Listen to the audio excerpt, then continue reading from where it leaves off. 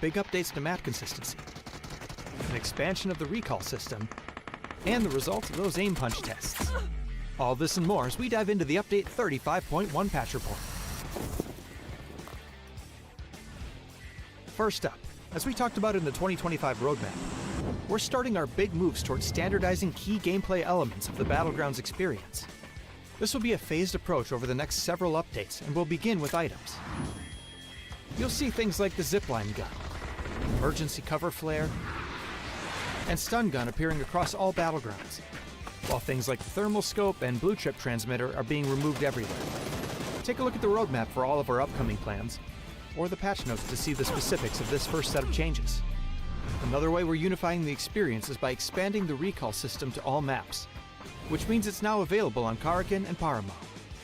Each map will have its own specifics for the system, so check out the patch notes for details. We're looking forward to seeing how these changes shift strategy on these maps. Next, thanks to your great testing and feedback, we're ready to implement the new aim punch system to live. We're going live with the settings from our last gunplay labs, and are looking forward to hearing your feedback on the system in the live environment. Last but not least, we're making audio adjustments based on your feedback, such as your shooting, driving, and the mortar explosions. Let us know how it sounds. There's also a new contender system in the workshop, a new survivor pass, more improvements to custom match, a new rank season, and more. So check out the patch notes for full details. Update 35.1 is here, so hit up a blue chip tower, call in some friends, and give your enemies a personalized lesson on how aim punch works. We'll see you on the Battlegrounds.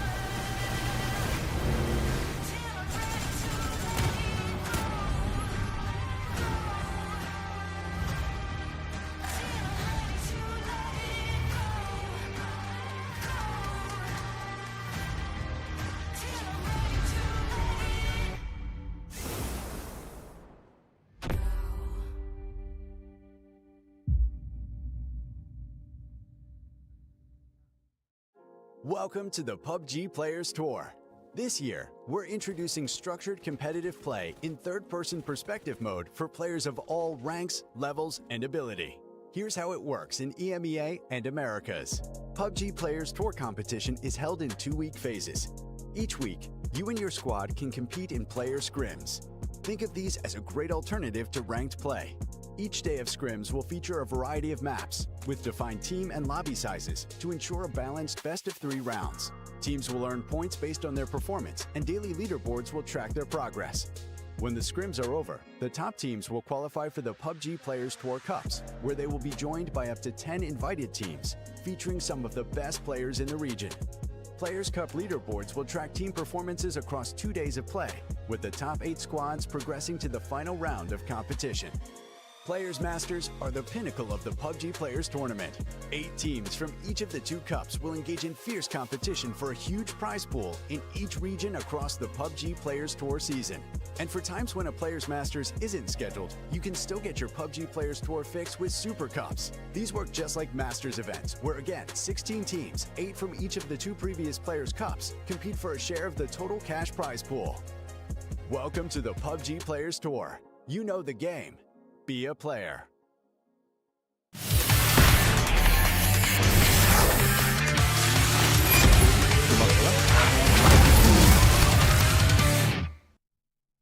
And welcome back, everybody. We have a second night of the Players Tour for you guys. My name's Kovo. I'm joined by Felix again. Nice having you tonight, Felix. Thank you so much. It's been a pleasure watching the games yesterday. And if you're wondering why isn't Mark here, he's going to be back next week. Yeah, everybody's been missing him, and everybody's been wondering who the hell is Felix. But we've had a good time yesterday, and we've had some banger games, and we're halfway through the tournament. So for everybody that's just tuning in and doesn't know what happened yesterday, we're playing the PUBG Player Cup. That is a best of 8, and we're playing the last 4 games tonight. It's been an amazing showing from a couple of teams yesterday, and we'll go over all that. But first of all, let's take a look at the structure and how this works. Throughout the week, Monday through Thursday, you've got the option to participate in scrims. There's a best of 3. You will be able to gather points. And if you're at the very top of the leaderboard, after all these scrims have concluded, you're going to be in the cups that we're seeing right now. Yeah, we are in the first Player Cup, so the top purple square. And you can already see in the graphic as well, top 8 teams will go to the Super Cup. So the next thing, the next stage for these teams is the Super Cup. That will be a best of 12. That will be 5 times the prize money. So that's going to be a big topic throughout all night tonight, is who gets in top 8. And then who doesn't get top 8 tonight gets to go again next week. So more scrims next week and another Player Cup next week for all of these teams who don't make it tonight or didn't even make it here, right? There's a lot of teams that participated in the scrims and they are not playing because they didn't make the top 11. They'll have a much better chance next week to make it. Yeah. Be reminded, top 8 of each of these cups, as you can see right here, are going to go to the Super Cup. So today, as we've seen 4 games yesterday, is going to be very important for all these teams that we've seen just recently, because ultimately, as we've said, right, if you're not going to be in the top 8 today, you got to participate again next week. Yeah. And we have tons of qualifier teams here tonight, right, and yesterday. So a lot of these teams that you see on the leaderboard right now, a lot of these teams have made it through the open qualifier, and they will have to make it again if they do fail tonight. But it's looking like it's a bit of a half-half split for our invited teams. So we have all the regional partners invited here, and you can see FaZe Clan there at the top. Fancy, 58 points. They had a banger day yesterday. And you can see Foot and Eternal Fire doing okay for themselves. Foot much better than Eternal Fire. And then Ascend and Bushido on the lower side of the scoreboard really had a day to forget yesterday, Felix. Oh, yeah. I mean, Bushido, I think we talked about this after the 3rd game, probably. They had 5 points at that point. They had another 0-point game, if I'm not mistaken, the very last game again. And, yeah, we were wondering, when is it going to start? At the same time, though, we did say that it's a best of 8. You essentially only need one really good game, one chicken dinner to really catapult yourself in towards the top 8. So everything is still possible, even especially for a team like Bushido that's got the skill set, the individual prowess, and obviously is a partner team as well. So yeah. I'm not too worried for them yet. However, the first 2 games don't go their way. The same could be said for Ascend. It's going to look very dire. And for Ascend, you kind of have to look at that, and you see 7 points, and you think, okay, well, they're 13th right now. That doesn't look terrible. They got 5 points in that first game where Itzchris snuck his way into a 3rd place with kills, right? Like he literally got all the points that game for the Ascend squad, and they got 2 more points in the other 3. So terrible, terrible day for them. And they're hoping to come back, and they're hoping to come back a lot stronger than we did see them yesterday. Yeah, it's been a problem for me as well. Can I narrowing down the problem right now is with his hands. And I wanted to focus on you, because you as next coach might have some amount of insight on what's really happening with this and why they're not performing this. Or maybe it's just the TPP. Maybe they're just not used to it. Is that maybe part of the reason on why they're not really, why they're struggling so much to find their form? I don't think you can blame the TPP because they haven't done well in the FPP either, right? They have hit a, it sounds terrible to say, but a record low in first person. They haven't missed a final in a long time. I think they haven't missed a final in 2 years. And they did get 17th in the group stage this time, right? Or in the last chance. So, they are definitely struggling very much. I am always a bit hesitant to say why teams are struggling from the outside, because you honestly have so little idea about what's going on, right? Oh, yeah. But they haven't found their footing this year. A lot of passionate fans have strong opinions on why things aren't working. But yeah, all I'm saying is I think it's really, really hard to say from the outside what's going wrong. It just feels like a lot of the times we see them, things end up going really unfortunately for them. And I wonder if that's like the cohesion in the team, if it's the comms, what it is, we don't really know. But things definitely aren't working out as they want them to be. Yeah, which is so weird, right? I think even in the beginnings, even when they did qualify for the finals, we always said that maybe like mental strength of how many times they've been on the cusp of greatness, and then the very last games of a tournament, they kind of just throw it away. Or in the second half of the tournament, kind of felt like that. You know, that mental aspect was always a big part of why they ultimately failed so much in the grand scheme of things, despite their big success in plenty of tournaments. So yeah, as you said as well, right? A couple of things go unfortunate, don't really go your way. We saw it this in the highlights just now. Perfect example of this is right? Rex got all out in the open, unfortunately, getting pulled upon by Bushido. Stuff that I personally, as a player, would never have expected to happen. I'm not sure.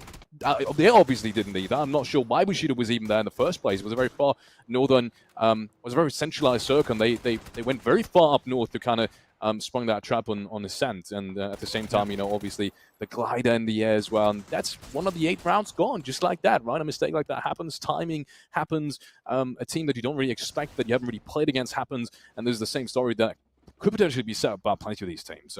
A team that we cannot say the same thing about has to be FaZe Clan. These guys destroyed 2 of the games yesterday, arguably even 3. Ended the game 4 with 33 kills, so the entire day with 33 kills in total. That's no one's gotten close to that except for FUT Esports, essentially. But if we take the placement points into account as well, then for sure no one's gotten close to that. And thus they are sitting with 58 points at the very top of the leaderboard. For sure. Looking good in that last game as well, right? Cleaning that one up nicely. Looking good in the first one. And that's enough for a day of best of 4.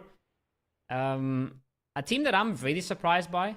There's 2 teams I'm really surprised by. There's Hands of Hope at the top. They popped off completely. That Tego win was massive, but they had so many kills, so many points in the others as well. Even just starting off from the first game, I think it was a second place with 9 frags or something like that. And they never really dropped the ball at all. That last game wasn't great, but it's still enough for a second place. And then on the other side of the leaderboard, SlamG, a team that I had high hopes for, high expectations, they're on 8 points right now. So both qualified teams, both teams that I had expectations for, one of them just going balls to the wall, and the other one really failing in 12th right now. Yeah, I got to kind of correct my statement there as well. I said FUT Esports was the only one really coming close in terms of kill points, but that's not entirely true. Obviously, Hands of Hope was one of these teams that really franked out yesterday as well, right? 31 points. I didn't even realize it was that much after the last game has concluded, but they did win almost all of their duels. I think there was barely any isolated fights at least. I don't even think there was a single isolated fight that they haven't been able to win yesterday. And then that's a good showing, definitely. I mean, it's an experienced roster as well, right? You were talking about SlamG, usually the one that I'd favor even more so than Hands of Hope coming into this final here today and potentially even qualifying. But they haven't had the showing, as you've said, right? 8 points, it's just a point above Ascent right now. But still, like 4 games to go. Yeah. 8 points, 7 points might not matter much if the first round goes your way. Absolutely. We talk about this all the time. There is a bit of variance, right? You need a few games to balance it out, but we have 4 more games for you tonight, and the teams will have 4 more chances to show us that, yeah, maybe their first day wasn't that great, but maybe they just got unlucky. Maybe zones were rough. Like you said, right? That situation where we just saw Brex get popped off the glider. We saw some really unlucky stuff for SlamG, but they can bring it back today, and they want to start now. First game, Miramar Planes in the air, players locked in. That's a southern plane path, Alex. Yeah, still, I guess, a little bit fairer than the one that we've seen on a Wrangle yesterday. That one was very deep down south. This one is definitely going to be a problem for some of the teams going far up north, but I think it's kind of similar to the one we've seen yesterday. So I think some of these teams, if they've made their homework, shouldn't really have a problem finding different looting spots in case they can't really go all the way far up north. I think we've seen relatively few teams towards the south of Los, for example, or even splitting inside Los Leones, if I'm not mistaken. So that's got to be a viable option. Even the island down south, which I don't see anyone going for right now, interestingly enough, would have been an option. But it works out either way. And likewise, as we've said yesterday, not really too many contests on Miramar either. That's always good to see. That shows you that teams are, like you said, doing their homework, right? And they're paying attention to what's going on in the lobby. That BBL split south of Picaro looks a little stacked, a little clenched for 9 Ways and Fairy Tail. I think that might even be a contest in the compound, honestly. That Hell compound right below Church, I think that's 2 players inside. So I'm going to head there in a second to see what's going on. Circle popping. And we already have teams as well for End compound. A few shots popping off there for Eternal Fire, but there it is. Conf, he's got himself a Dragunov. He can land the 1-taps, but if he gets run down here, if he gets outgunned, he doesn't even have a helmet. And this is so different now to FPP, which we've all been used to up until this point, right? Usually you would play this scenario entirely different. But yeah, he held the angle. Did get pre-naded though, interestingly enough. And look at this, April actually goes down. That's the first frag going their way. On top of the building, brilliant angle. He shuts down the rotation that almost made it towards the building. And likewise here, right? Entirely different scenario in FPP. You'd have much better chances crossing this. Time around, you got to be way more careful crossing a building like this. And even if you're at a man disadvantage, this doesn't necessarily need to be against you. A lot of ways to pull that around, especially when there's not a lot of helmets in play, right? Even if you do get a good peek on the enemy, if he just pops your head right away, fights can turn on their side very, very quickly. Long-range shots coming in as well from Babilovo. See it on the minimap if you're paying attention. He's a bit further west, but his team is severely outnumbered in the compound, so if 9 Ways manages to group up on this and manages to clear this out, massive start of the day for them, taking out one of the very big scalps, but it's looking more aggressive from Fairy Tail right now. They realize they need more loot, right? They realize they can't just stay on their side of the building, so they're using that smoke, cover a bit of ground, get themselves a bit more space. No one really tries to make a move inside the building. Everyone knows as soon as you cross that big passageway in the middle of it, you might be at the risk of being pre-fired from the other side, from the doorframe. And that makes total sense. And as does, Fairy Tail kind of stuck now. Especially now that the third player has been spotted. That's Call Me Bombi. Is it a brilliant performance in the last game yesterday? Brilliant nades, if you do remember. This time around, it might be a little bit tougher. More shots coming in now from the distance. Morgor might just take him down, and he does with the M16. That's nuts. That's got to be one of the longest M16 shots we've seen in a Players Tour so far. And a good reaction coming out from these guys as well. They desperately need it. They desperately need every single frag they can find today. As we've said, they're very far down on the leaderboard. This might just be the start. That shows you a little bit, right? If you're in chat and you're wondering why some of these teams are doing badly, that thing right there, it's so hard to predict who's going to get third party in a fight like that. Is Picaro coming out to third party, or is Chuma coming out to third party? You know, both possibilities, and sometimes you can't really afford to watch for both of them, and it does cost Fairy Tail dearly here. It's going to be a free frag for Solo, as this is a slow cooker in the compound. Honestly, not really in the interest of Fairy Tail to do anything with it. It is definitely 9 Ways on the other side that wants to try and get aggressive, but they don't have much util to clear this out either, so they're getting stuck in this super awkward scenario. The longer this takes, the more angles Slam G can just get on this, and the more they can just punish. Interested to see if they really do that, but it looks like it looks like they're setting up for it. They're definitely going to try and get that flush, which they will just this very second. So Lurik's going to get that one with the AUG. And it doesn't stop there. It doesn't stop there. Look at this. Artix drives across the rainbows now into the dip on the other side of the street, tries to get angles on this compound. I think he's got a pretty good read at this point that these two teams might still be in there, which is an easy way to scout as well. I mean, his teammates have got perfect vision on that compound, so they should still know that there's at least 4 to 5 players holding each other out. And we're talking about this. It takes a long time to get this started. This might be the case. This has taken so long already. They want to accelerate, but you can tell they're not comfortable, right? They're not comfortable with the angles. They're not comfortable with the whole TPP corner peeking. They're not quite ready for it. If Conf gets an opener here, and he might, and no, it's Lurix from the outside. That's exactly the problem now. Instantly, Arctic speeding up. You saw that not coming in. He's instantly speeding up. The fight in the compound's erupting at the same time. Conf, though, with the MP5, it's big damage. He is traded, but SlamG is just on the door already. And look at this, Artix. He's now trying to pick up the pace. He knows there's 2 players knocked inside the long building. And he's already closing the distance. Now the first steps could have potentially been hurt. Who's the first nade inside of it? Might just be perfect. It pops, I think, just barely outside the door for him. It doesn't even matter.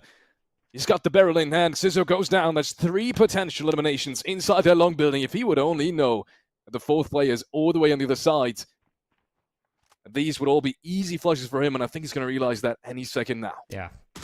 He's going to realize as well that they're not hiding from the flush, and then Magora has a chance to see the player in the fire station. This is points for SlamG. Much needed points. Starting the game is 3 as well. It's not going to be pretty when you're so far down on the leaderboards, but starting the game with 4 points on the other hand, that's pretty nice. That's pretty neat. All they have to do now is clean this up. They don't even have to kill Stonix, to be honest. They just have to get these kills and get out. And then that's a beautiful start to the game for them. Really good reaction as well. Can I highlight that once more?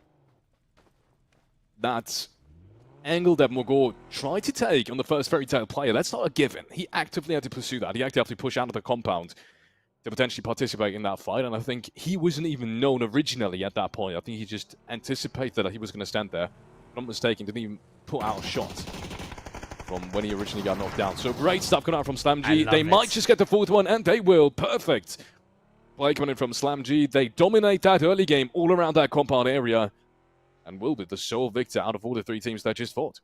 I love it. I love it. They pull away from it. They switch cars, and they're still keeping their eyes peeled, right? They still stay looking, and they see the cross. They finally spot the last player, and they know, okay, this is the one we're looking for. This is the one we got to clean up. And they do get themselves all 4 in the end. So nice points, free side for them to enter on as we shift our attention to a circle that's fairly quiet so far. Nothing crazy going on except for the 8 players that we've just seen die in that one single compound. Apart from that, yeah, as you said, slow rotates. A lot of teams making it a little bit more thoughtful than yesterday. The circle does give that option as well. Yesterday it's been centralized around Impala quite a lot. Makes it tough for anyone else to really have any kind of big smart rotations.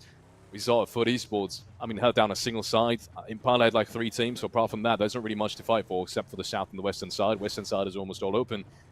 So all the skirmishes were towards that gas station area. This time around, depending on the next shift, might just be similar to it. But at least for now, way more options to build up your game. It's a little bit less water, I think, than yesterday, if I'm not mistaken as well. And there's 2 less teams in here as well, now in phase 1. That's going to make a big difference as well. Yeah, it's a lot more space. A lot more possibilities. Bit rough. Go next Esports. Didn't see them a ton yesterday. They won a game, but it was a fairly quiet one, and we were busy watching Foot get double-digit eliminations. But they have done the work to put themselves in a good spot to qualify for the Player Cup, or for the Super Cup coming up. They have laid the foundation, the starting blocks. They just got to get a few points each game today, or play one big game today, and then they've locked in their slot. Go next Esports. Another team that we kind of have to highlight. They haven't had the best of days yesterday, but they're sitting very solid on 17 points. This is more than you would expect from a 10th place, because the drop-off afterwards is almost 8 points down to 11th place. Mine's in drive. So they're sitting very comfortably at the moment. They know one good game might just catapult them up to 5th, maybe even 4th. Fourth place a bit much, but 5th, 6th place most definitely. They've had some really clean rotations, really good early game yesterday as well. They've just, unfortunately, in the mid-game, lost a player here and there. Helped them from really putting up the numbers they needed to make a push for their top 8. So much still possible as well, right? So much still possible on that leaderboard. Regardless of where you are, really. SlamG going for the road ridge. Foot in a really, really wide split. If you caught it there on the map for a second ago, they are splitting both north of Impala and west of Impala, leaving the city open. The city is not something you can really control yourself, so don't mind that. And of course, Pixelic is going for the cheeky vault, of course. Of course. Of course, that man is doing it again. And this is a pretty interesting circle, Felix, because we do have the land ratio all the way on the right? We have all the water that it's always going away from. And then we have a few mountains here in the middle as well. But they're a bit lower priority. So if this one zone goes east, then we're still ending somewhere on Impala. But if it's a centralized zone or something, we're always shifting away from these mountains. So that compound Foot is holding here can be absolutely massive. It can be a bit of a magnet. And then on the other side of the map, you have, for example, the jungle compound that also will get a lot of shifts. And the rest of Hands of Hope also in a really good position. So if the circle centralizes, then we're seeing something in this kind of area where we end. And a lot of teams are setting up for that. But if we do go east here one more time, then suddenly FaZe is looking real good. And Eternal Fire and Foot, they're all looking real good then. Yeah, perfect analysis. I think it's part of the reason as well that you can see right here is look how many 2-2 splits there are. Look how many teams are trying to set up for whatever shift is now happening in Phase 3. Almost every team towards that western side. Even Foot, I think the only team really deep inside the center is Eternal Fire, which obviously they can't really do that if they want to hold that compound. They really do a 2-2 split. But everyone else, almost everyone else, is holding some kind of split to gain additional information. Even on the street, you have somewhat of a 2-2 split to kind of gather additional information on what kind of rotation paths are going to be free if it does shift away towards that eastern side. But first of all, ladies and gentlemen, we have a different fight coming up, and that's going to be Ascend, the one team that's sure as hell not playing for any centralized position, all the way towards the northern side, making sure they are starting off early. They will need this, and it looks like Paint's going to secure their first point. Yeah, it's always a nice start to the game, right? Not only are you getting yourself a kill point, you're also getting yourself a loot. But more important than that is you're weakening a team right next to you, and you're weakening a team that wants to come in on your side. And that's always massive, because if someone does go your way, you know you have someone weak around you. You know you have someone that will group early as usual, right? You talked about 2-2 splits a minute ago. You're not 2-2 splitting if you're 3-man up. And a 2-1 split is way riskier than a 2-2 split and will very easily get caught. So taking out that player early is always massive, and you cannot understate how much of an impact this has. But we are moving into a Phase 3 here that will have a massive impact as well. Super interested to see now whether or not this really is going to go east. Just a couple of seconds now, Noodsters, as we said, going to rotate in. This is interesting to say the least, especially for Ascent. It's really good. Only team far towards the northern side. It is a hard shift indeed. I think at this point, as long as you find yourself somewhat of footing on the edges, especially towards that northern side, should be relatively doable in terms of fighting your way in. I wouldn't really rule out anyone having a chance right here. It's a very fair circle, to be honest. And unfortunately now for Dudesters, even more so. If they wouldn't have lost the players right there, they could have done big moves towards that eastern side. Make sure no one really rotates towards the eastern side of things through Impala, for example, or out of Impala, rather, up towards all these hillsides, all these dips and crannies, because there are plenty of good positions to kind of have a lot of survivability and a lot of playing room from as well. Big EP from Bushido into the middle of what will be a very good spot in Phase 4 as well. But they have to be a little careful. Losing a player here would again be disastrous. That would let FaZe know that you're weakened and that you can be bullied later on. And that's the last thing you want, right? You're a bottom of the leaderboard team. Meeting one of the top teams is never good. Because FaZe, let's be honest, they don't have much to lose today. They're playing for honor and they want to get first here in this lobby. But the pressure is not on. The pressure's on for Bushido. And that's always very, very scary when you have a team that's just playing fully free. Nothing in the backs of their minds. And they wanted you and they can take one of you out. Worst thing that can happen to you. Talking about worse things. Pulling up towards Creighton now, seeing a couple of teams right in front of you, but it's actually over-rotating you. From the POV of Cinema at least. Definitely it's gotta hurt as well. You see the shacks on the street taken. You see multiple rotations actually coming on through, and even more compounds being taken on the very edge. There's gonna be really, really tough finding an entry anywhere towards the eastern side now. Look at this. Look how far SKT has even split on their northwestern side of things. I love it. This is exactly what you need to do. It's kind of similar to what FUT Esports did yesterday on that Miramar game that we were so impressed with.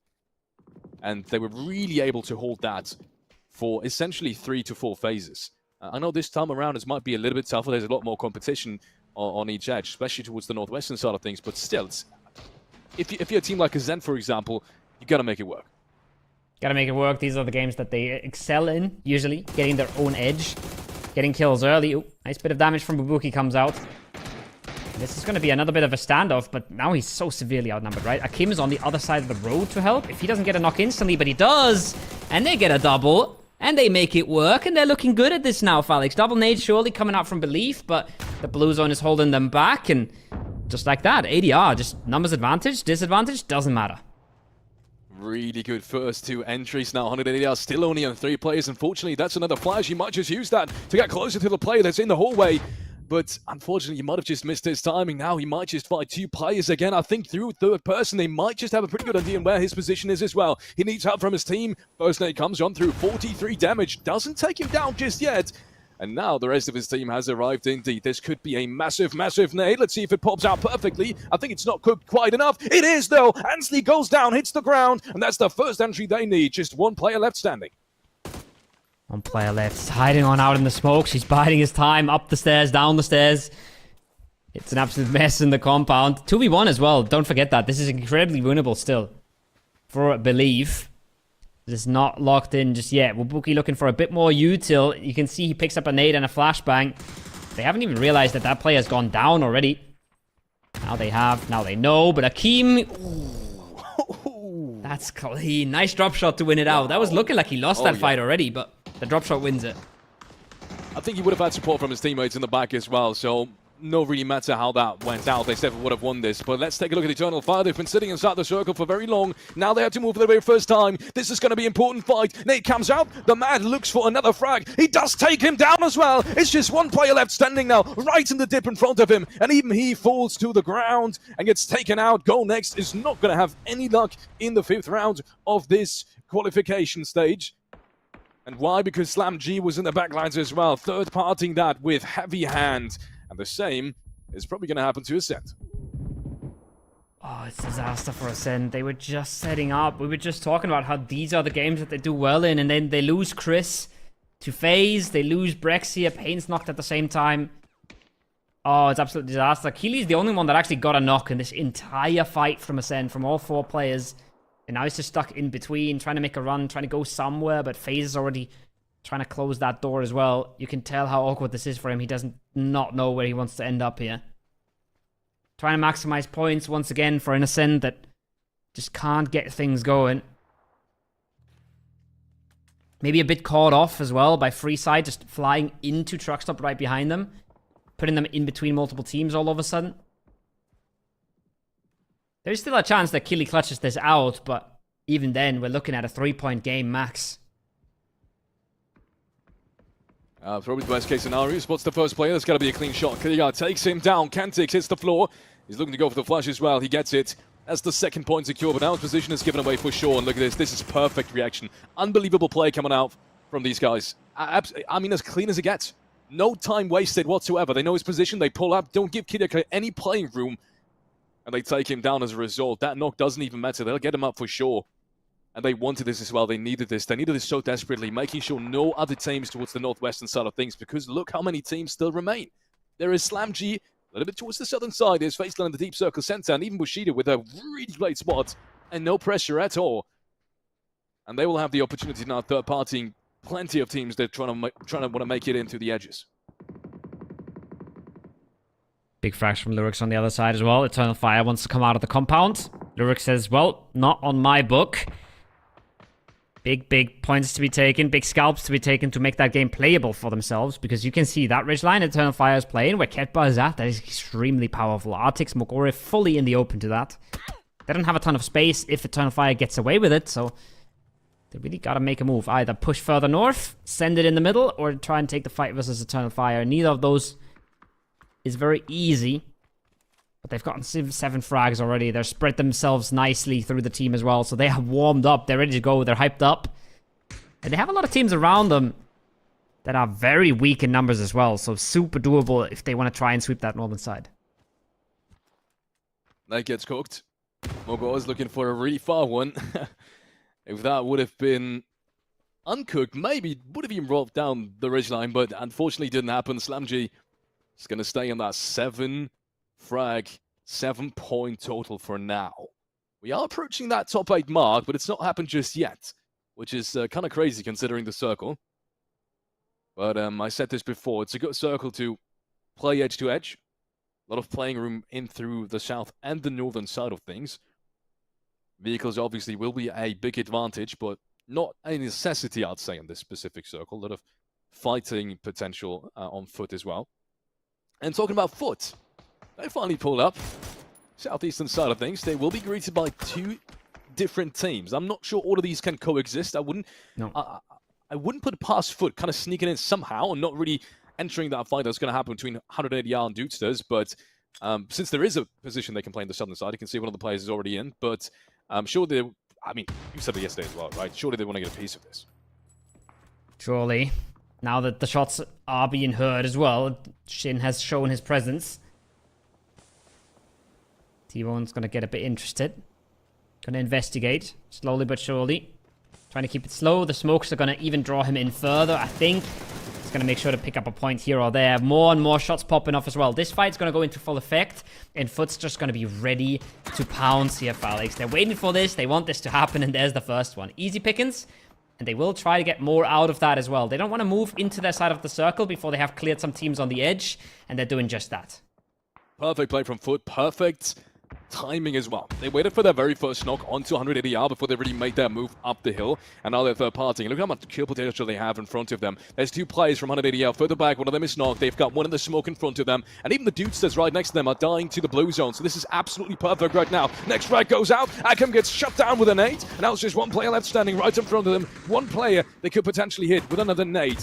It's coming in just about now. 1 player has been knocked down, though. Foot Esports has to be careful not losing anyone right now, because they do. With this next circle, have one of the highest winning probabilities out of all the teams remaining.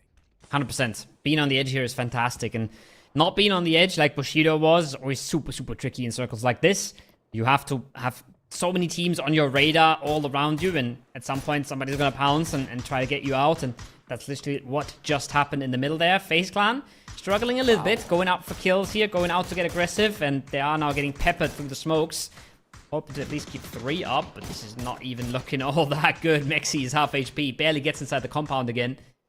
And this is going to be very, very nice. Lots of terrain for Foot, as you said, and then Foot as well. Something you didn't see in that fight is a bit of an MVP move from Pixelic. He knocked one of Hands of Hope and then instantly disengaged that fight, instantly grouped with his team, and took care of that eastern side.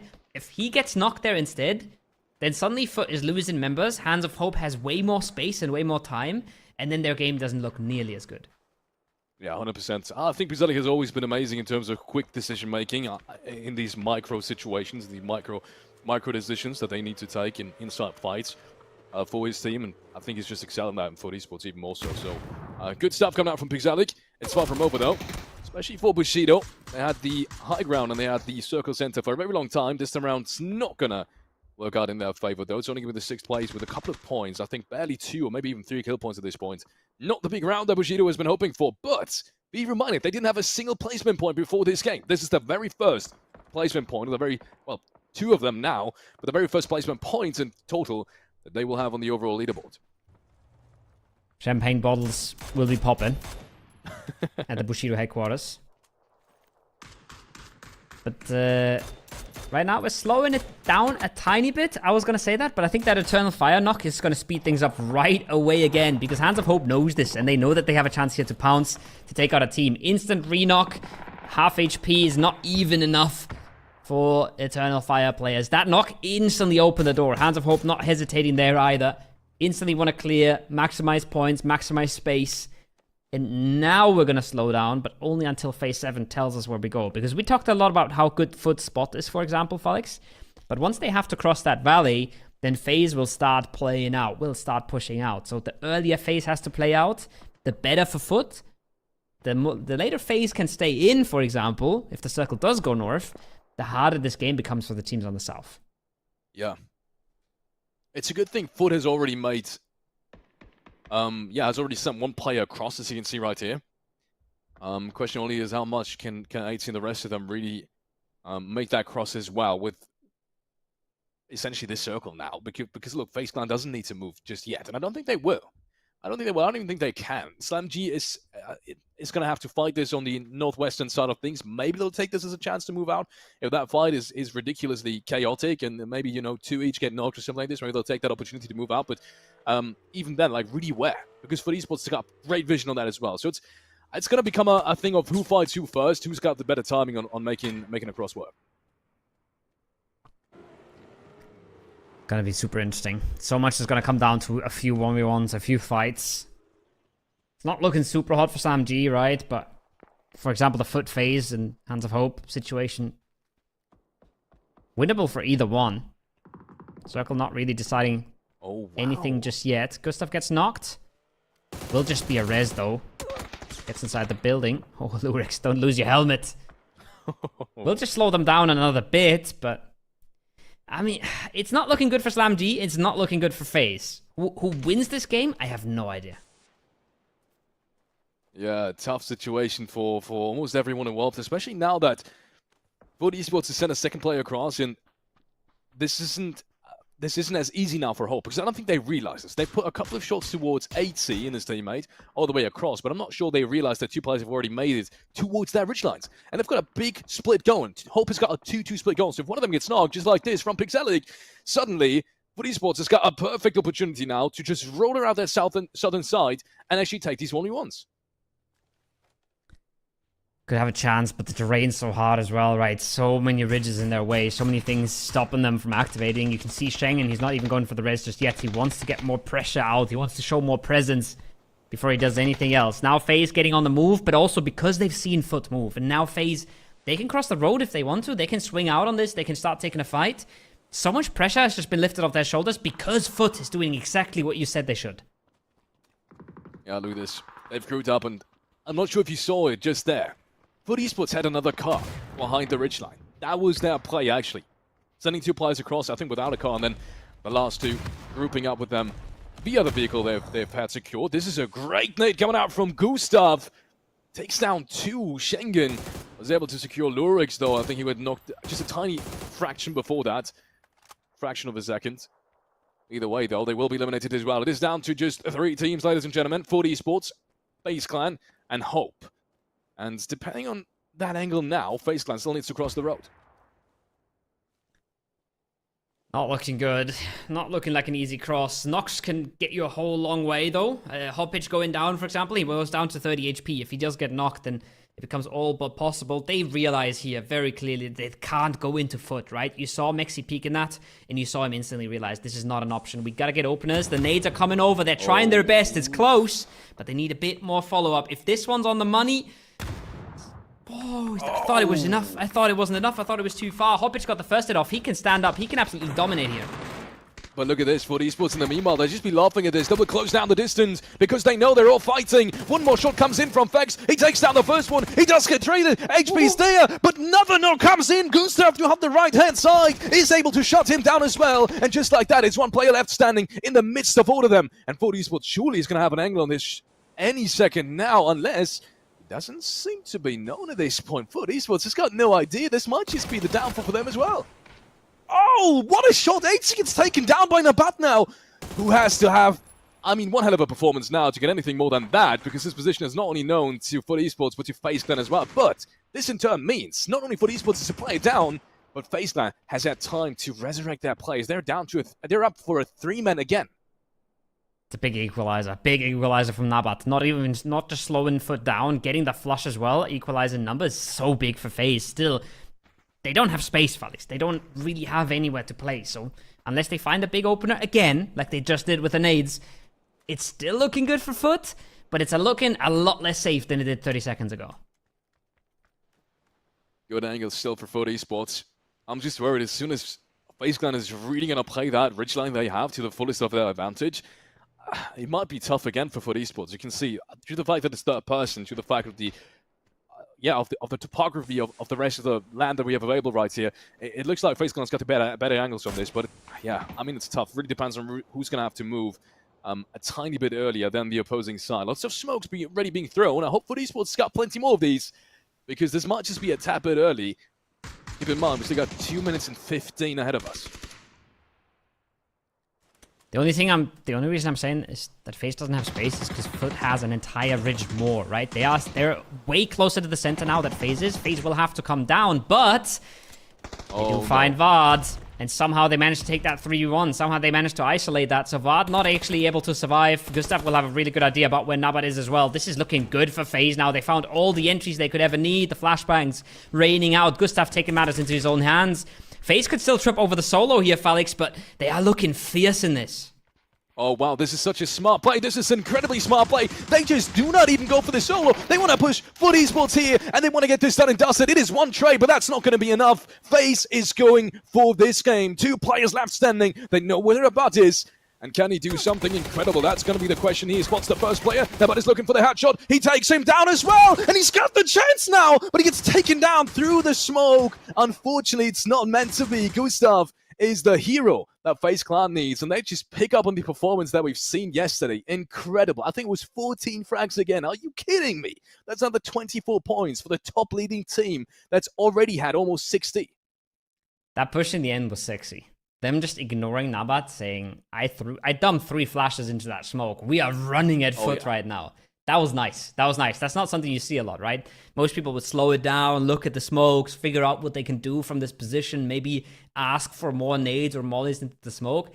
They just fly right on through there, and it's beautiful. The nades, double nades, triple nades as well, right? To open that push across the road up. They played that game correctly. They played almost everything right. Yes, they lost a player because they went a little greedy early, but that late game was super clean. Yeah, I thought FUT Esports maybe could have been a little bit faster when that original fight broke out, because I felt like it took at least 20 seconds from start to finish, from the nades raining towards the other side, and them really having a chance to engage in this direct confrontation. But yeah, I think it was a long distance as well to cover, so maybe that was just the biggest problem. I think they were still scared of someone from Hope being on that southern side, because it was a 2-2 split from the get-go. Yeah. But then in the end, right, like you said, they're probably wary of Hope, and they are slowing down because of that, but they still lose a player to it. So either, I think you can defend it, you can excuse it when they play it slow and they don't lose one, or when they play it fast and they lose one. But playing it slow and still losing one is a really bad outcome for them. So bit unfortunate. Maybe not really aware of the positions Nabat could have been, or maybe AT thought he was safe in those smokes. But it does cost them the game in the end. If they're there with a 4-man and they have Nabat's position with a player left standing, then that's their game, 100% of the time. I still thought they had it in the end, but one big knock into those smokes, and FaZe instantly goes to isolate Vard at the south. They just one little opener, and they took it, and they ran through with it. So small mistakes from FUT, and really well punished from FaZe. Yeah, this is the FUT I was talking about, where I thought maybe FUT Esports could have got to move on a little bit quicker to close that distance, and maybe, get up to the original, and FaZe Clan was playing it later. But yeah, you can see that there always was this one player from Hands of Hope, due to the fact that they did a split beforehand, that just FUT Esports couldn't really be sure about in terms of his location. So that made it really, really tough. And there it is again, Nabat with that last knock, almost had the possibility of making this clutch work. Would have rooted for him. FaZe Clan, you've won enough at this point. You don't even need this. But unfortunately, not going to happen. To be fair, Hands of Hope have won enough, right? They're doing okay for themselves. But I just want to point out at this point, FaZe Clan in first, which was first on the leaderboard before this game. FUT in second, who were fourth, or FUT in third, who were fourth, probably points-wise ahead of Hands of Hope. And then Hands of Hope, who were second, in second again. So the big dogs are sponging up the points, and they're taking everything they can. They're going to make it really, really close towards the bottom of the leaderboard, because all the points are at the top. Ladies and gentlemen, it's been a 50% win rate so far for FaZe Clan. Whether or not that's going to happen in the rest of the games as well, we're about to find out. Find out, but not before we head into a very quick pause.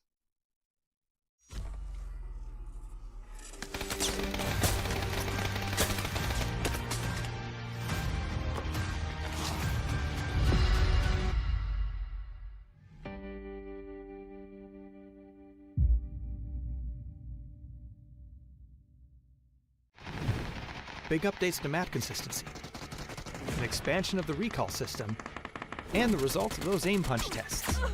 All this and more as we dive into the update 35.1 patch report. First up, as we talked about in the 2025 roadmap, we're starting our big moves towards standardizing key gameplay elements of the Battlegrounds experience. This will be a phased approach over the next several updates, and we'll begin with items. You'll see things like the zipline gun, emergency cover flare, and stun gun appearing across all Battlegrounds, while things like the thermal scope and blue chip transmitter are being removed everywhere. Take a look at the roadmap for all of our upcoming plans, or the patch notes to see the specifics of this first set of changes. Another way we're unifying the experience is by expanding the recall system to all maps, which means it's now available on Karakin and Paramo. Each map will have its own specifics for the system, so check out the patch notes for details. We're looking forward to seeing how these changes shift strategy on these maps. Next, thanks to your great testing and feedback, we're ready to implement the new aim punch system to live. We're going live with the settings from our last gunplay labs, and are looking forward to hearing your feedback on the system in the live environment. Last but not least, we're making audio adjustments based on your feedback, such as your shooting, driving, and the mortar explosions. Let us know how it sounds. There's also a new contender system in the workshop, a new survivor pass, more improvements to custom match, a new rank season, and more. So check out the patch notes for full details. Update 35.1 is here, so hit up a blue chip tower, call in some friends, and give your enemies a personalized lesson on how aim punch works. We'll see you on the Battlegrounds.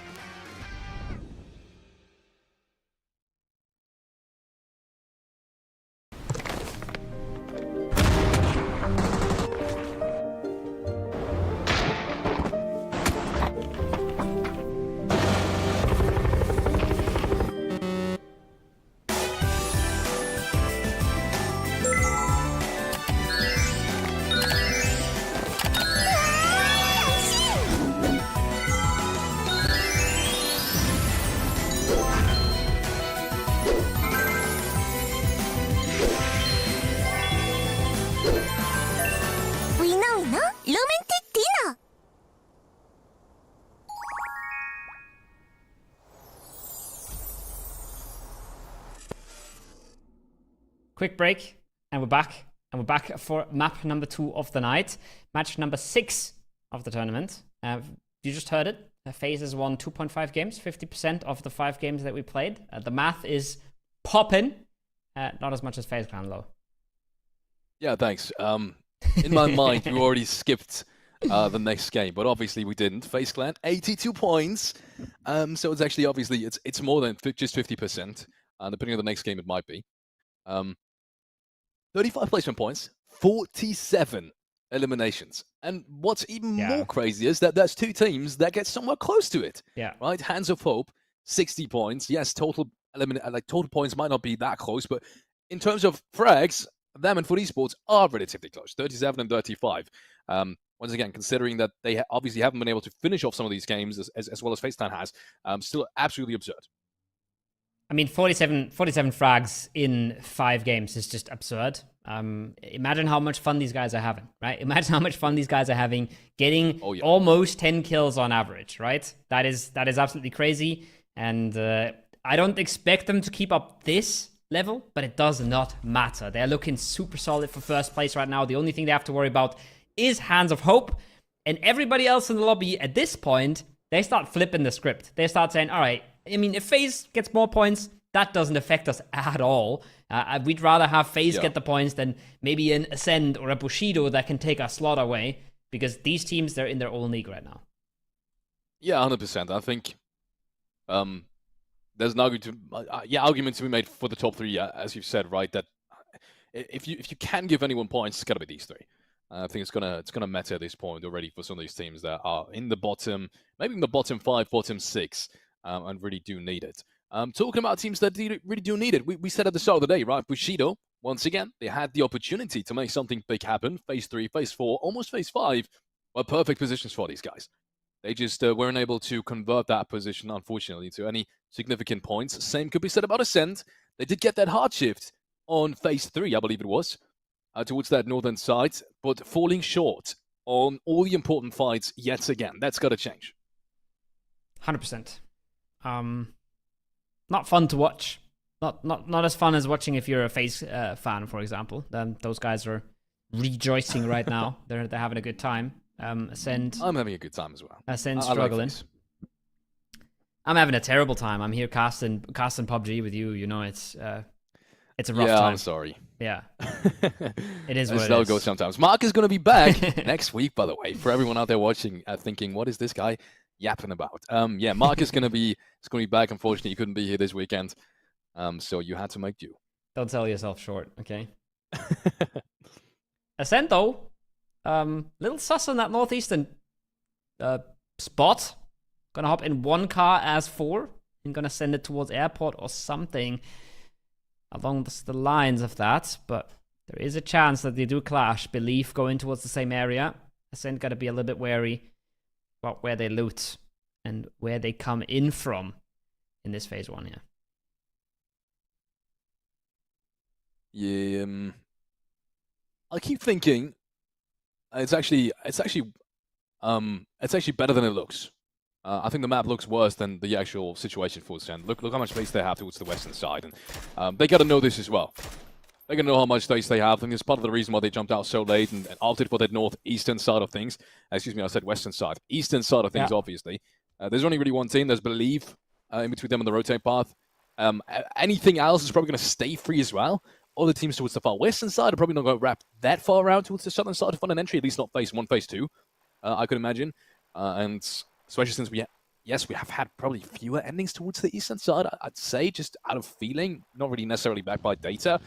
That could be another reason on why it's probably going to stay clear phase 1 and phase 2. So, could be a good option to for an early game entry for Ascent Clan over there. Yeah, 100% agree. It's just these sort of limited on vehicles and driving into territory where players are already looting is always a bit sus, right? That's the only thing. But they will loot slow, they will take their time, and there's a good chance the teams ahead of them are already gone when they reach that eastern edge of the circle where they will 100% end up. I'm currently running the 100% challenge, trying to say 100% 10 times in 3 sentences, I know. It's rough out here, but this is an interesting one. I want to talk about this, actually. This is one of the spots. It's a little newer than the rest of the map, these gas stations. Mm-hmm. And it's been one of the most high-prior spots in a lot of these circles because it is so central a lot of the time. And it does tend to go here quite a lot. We've seen a lot of games end around that gas station. And so you see Eternal Fire, a team who could pick up from a lot of compounds from inside this early circle, decide they want that gas station locked in. I'll be interested to see if it just, like, in terms of circle algorithm, if it just doesn't count as an actual building. Because I've seen endings that actually, like, really, sometimes even, like, outside where the actual, like, fuel up stations are. So, I can imagine that due to the fact that, you know, that's one of the new buildings. Maybe that's part of the reason, but I'm not sure if that's entirely how it works. Either way, plenty of teams starting their rotate now. Plenty of teams very late, though. Got to be said as well. It's not really the case for plenty of these other maps, but it's, I guess, more usual on this one. You can see the Dudesters knowing they don't really have any pride on any of these bridges, so they haven't even started to rotate yet. Same for Bushido. Same for 180R. Then again, it's obviously still relatively early on plenty of these. For plenty of these teams. Quite in contrast to Hands of Hope, who, to be honest, without looking at the leaderboard, I wouldn't have been too scared for EF. But looking at the leaderboard, everyone's got to be scared of these guys. Once again, 37 points in terms of eliminations, in terms of frags. And they want to make it 39. First frag has already landed. And Eternal Fire goes down just like that. Hope is just not to be messed with here. Incredible. Good Once stuff. more. And they will pick up 2 more. This goes to show, right? Like, we talk about this a lot, where defending is easier in third person, and you can hide in a lot of compounds, and you can play positions very easily. It doesn't matter. If somebody there pulls up on you, plays it well, uses the angles, uses the mechanics of the game, like that I think was a silent pull-up and an opener from Nabat. It doesn't matter if you're defending and it's third person. Eternal Fire get absolutely clapped aside here. One player up. They just picked some of the best spots in the circle and lost them all. Ketba not even in the compound himself. Early EP here for Freeside. And I think if we have a look at the map here, Felix, then I'm going to be a little confused why they're taking this EP at all. They came from the shipyard side, a rather empty side of the circle, and they didn't know how empty it was going to be. But they're going... Generally, you would want to take this EP so early if you're going to a free side where nobody was, so you can take a lot of cars and get a lot of space. But they're going to a free side where plenty of teams have been for a long time, where most of the cars are collected. So now they've just swapped sides of the circle, and it hasn't improved their positioning at all. So would have loved to see them maybe take this into phase 2, take it to a high priority spot, or do this in a circle where if the plane path was maybe over here, then it would have made a lot more sense, right? If the plane path was further away from where they were going, then they'd probably be going for a free side. But right now, this is just flipping the map around for them. And I don't think that does a ton for them. And it's a lot of time committed. Yeah, interesting decision most definitely, because, yeah, as you've said, right, if we look at the outcome of this now, they've essentially just switched circle sides. Yeah, and nothing more. And they've lost all their vehicles in the process.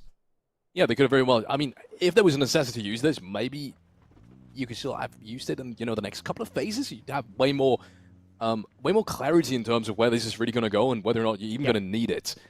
Because, as he said as well, I think that there's an argument to be made on some of these circle shifts, especially towards the western side. You're much better off with vehicles instead of a good position. But, well, talking about the western side of things, was the FUT Esports trying to deny that rotation towards the coastline. 8C is already hitting a couple of shots, 38 damage here and there, but I think it's only been 2 shots that connected in total, and Dutzes is probably going to make it back with the full 4 man, and they will by the looks of it. That's a bit of an instant replay, as I was yapping about the map. Last Eternal Fire player caught as well. Terrible game for them. And another good point where we see that sometimes circle position doesn't matter a ton. This is one that's interesting from Ascent, right? They're pulling the EP right now. We see this now with, I think, a minute 30 left on the clock. Yeah, so they are going to be scouting in ahead of the circle shift. And no, they just didn't take it. Okay, they just popped the EP. Didn't take it at all. I was thinking they had a plan here, but I guess the plan was to not take it. So that's interesting. There goes stuff. your analysis. Yeah, I had a whole lot of explaining to do about why that EP made sense, and they're not taking it. I think Brex is going for a glider, though. He's all the way up to the north.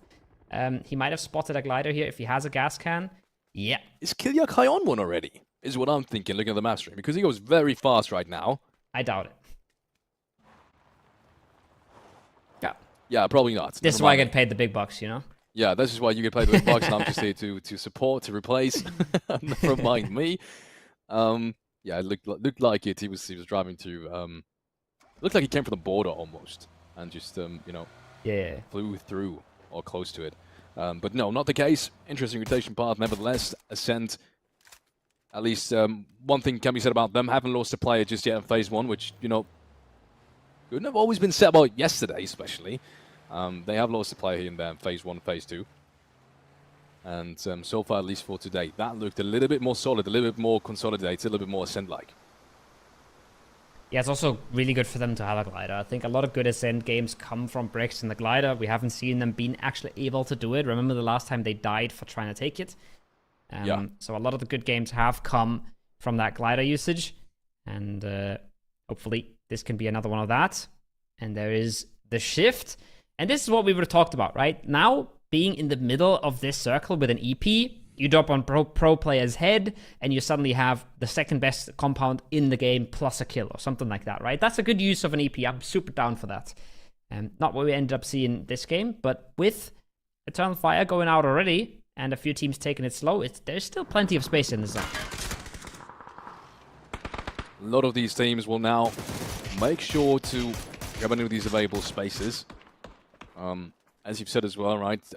Good opportunity now for obviously would have been a good opportunity for a new pickup because a lot of these spaces are very important inside the circle stand. A lot of open space, very few tips to be played there in general. Oh my lord! What was that? Akeem just shoots him out like that, just like nothing. He was driving full force down the hill. That's a way tougher shot than what it looked like. Incredible. Clean. Coming up by Akeem, and I mean, this is what we use from these guys as well. This is exactly what Underdale is known for. Brilliance here and there. Just the consistency has been a bit lacking.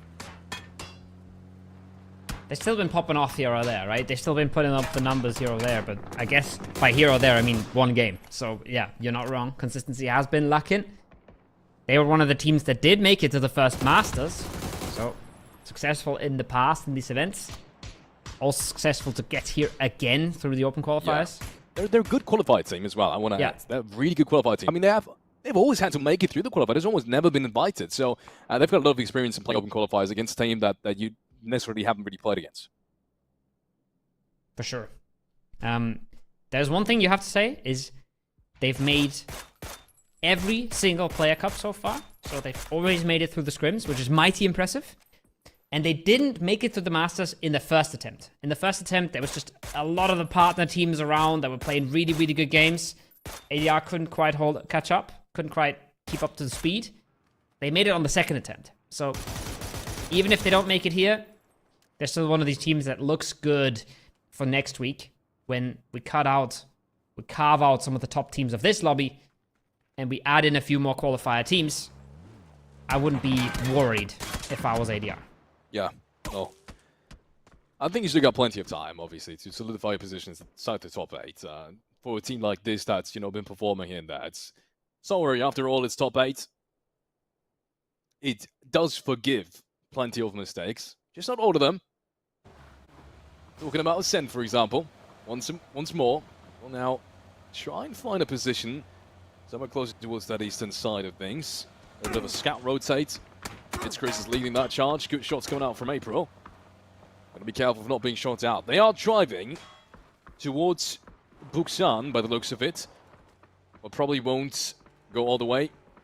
Probably looking for this forest position right here. And we know they don't.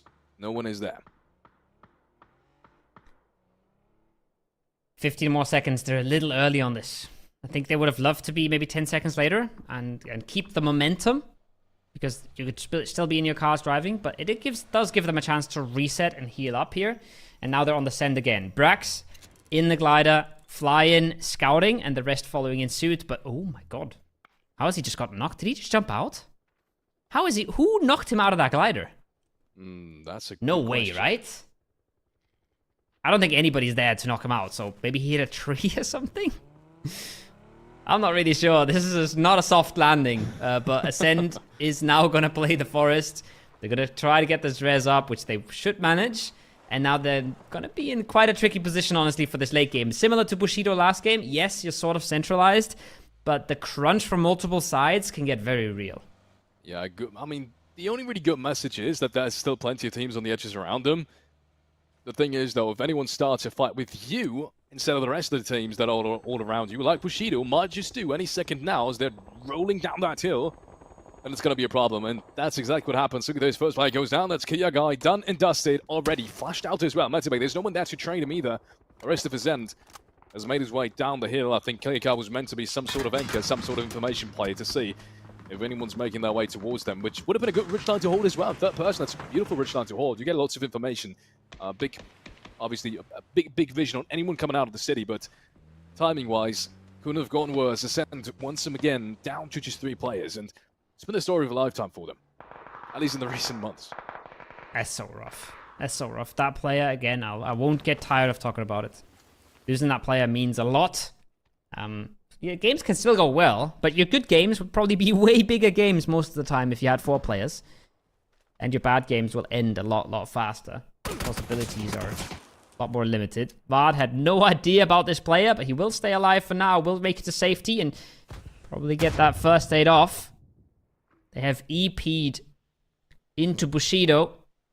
And they probably won't have a good idea that Bushido is a 3 member, so they have having to be careful about this. Gustav is mortaring people in the field right now. One more nade being popped behind the wall. Not gonna hit anyone just yet. But the danger remains for FUT Esports. But I mean, this is, despite the circle already working in their favor, this is still a good position for FUT Esports, to be honest. They like to be in this kind of position, they like to have these fights head on, and it's been working out perfectly so far. So I'm not really too worried. I am worried, however, for Go Next. Lots of shots being put towards them. And yes, they do have a little bit of cover, a little bit of safe-made cover.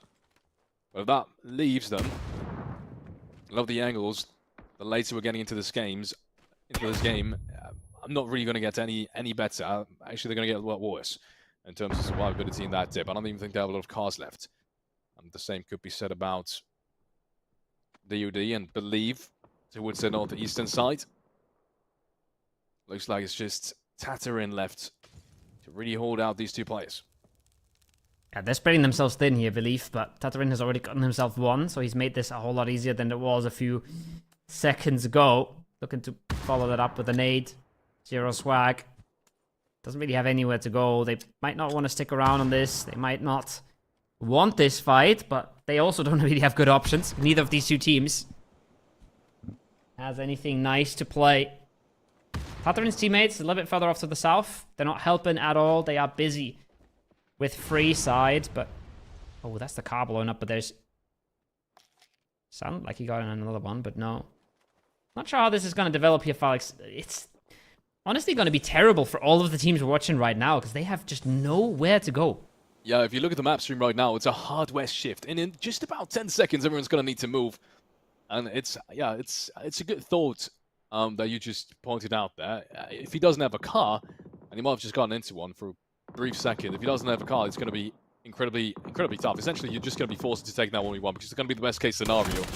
Meanwhile, though, at least his teammates are fragging out. Believe takes down one, takes down two. Just one player left standing now. That's Tabby. But at least he finds one more before being taken out, before being traded. But I think together with the blue zone, it might have just been enough to find one more point. And in the meanwhile, yeah, Tatarin is going to look for exactly the same. Turns around, stops at the rock, and shuts down. Zero swag on me. That's a really important shot to get out the point on the board. I think that's almost best case scenario for these guys. 100%. That's really good for them. They want every single point they can get here.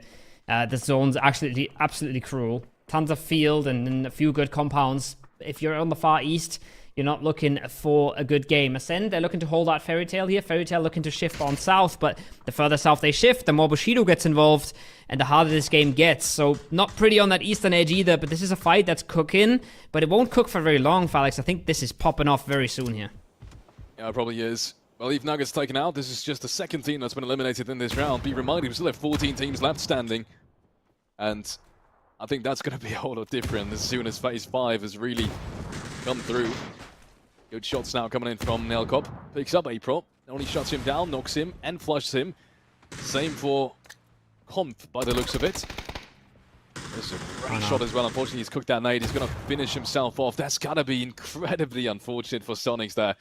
I think if he would have made that across, that would have probably been the other way around, and Utsa would have been eliminated, but not like that. Akalyptos finds Saders on the other side as well. Same for Boostik. Fights all around these edges now.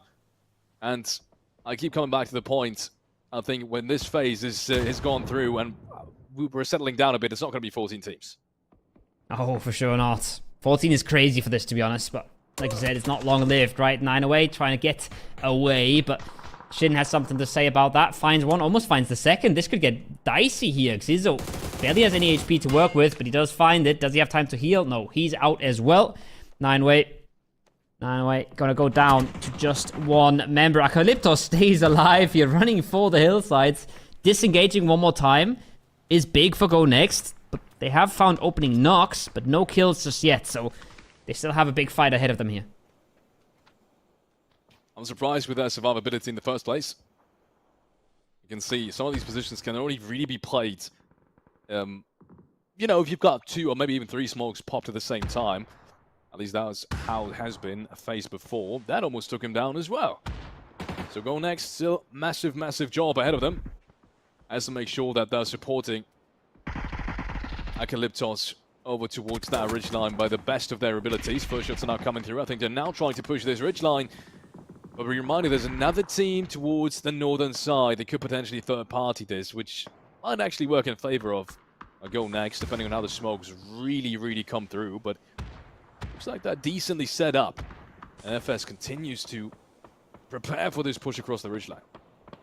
They continue to prepare, but they're also not going with it, right? They're not pulling it off. They dump a lot of flashes into that smoke, and then they do nothing with it. Now Eclipse had time to reset. That's good shots with the 3x over the smoke. Pydaros has to find a little more. It's in the end Jeems that helps out with the mini from far.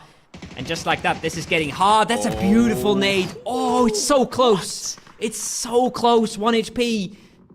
And it's more third parties from FaZe. Go next, stay alive. They don't get a bunch of the frags, but they stay alive another time. They're going to get into placements here at least. And maybe they can grab a few of these points that are coming through the field right now. Really good shots to put Lurix back into his plays. At least they're trying to. He tries to make it past the ridgeline now, so be careful of not being taken out. There's no one there to potentially res him, and the time is going to be a big factor as well. I'm going to have to actually correct myself on that. Mogor is right next to him, and he might just actually get the rest. That's crazy to me. He might actually get that rest. As mid is being third party from the distance as well. Sinner hits a headshot on RSTQ. Are you kidding me? That's a nasty shot as well. That's a one shot with a Dragunov. Takes him down, shuts him down. He falls to the ground. Is going to be able to res his teammate as a result of that. And SlamG survives this fall. They need this round desperately as well. So does Sisend, who's done a good job so far of holding out everyone else. And this has been kind of the story that we said earlier, right? This only really works for Sisend, especially the 3-man. If the teams that are coming on their edges has already fought, plenty of other teams, and as does, have been reduced.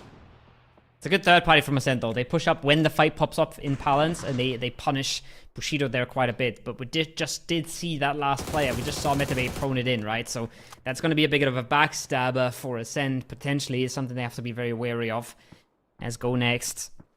They are trying to grab some of these kill points. They are trying to stay proactive in this field, but it hasn't been made easy for them. Lots of shots coming out of FaZe Clan as well, making all these transitions so much harder. 2 nades on Fine, but that's all she wrote for them right now. Let's see if that's enough. The first one's not going to do anything. The flash isn't either. Cinema might be able to pull this off. They might be able to hold on here, Felix. Yeah, there might be. So far, the nades are not hitting. Just one good, well-placed nade behind that rock could have changed the entire outcome of this fight this come.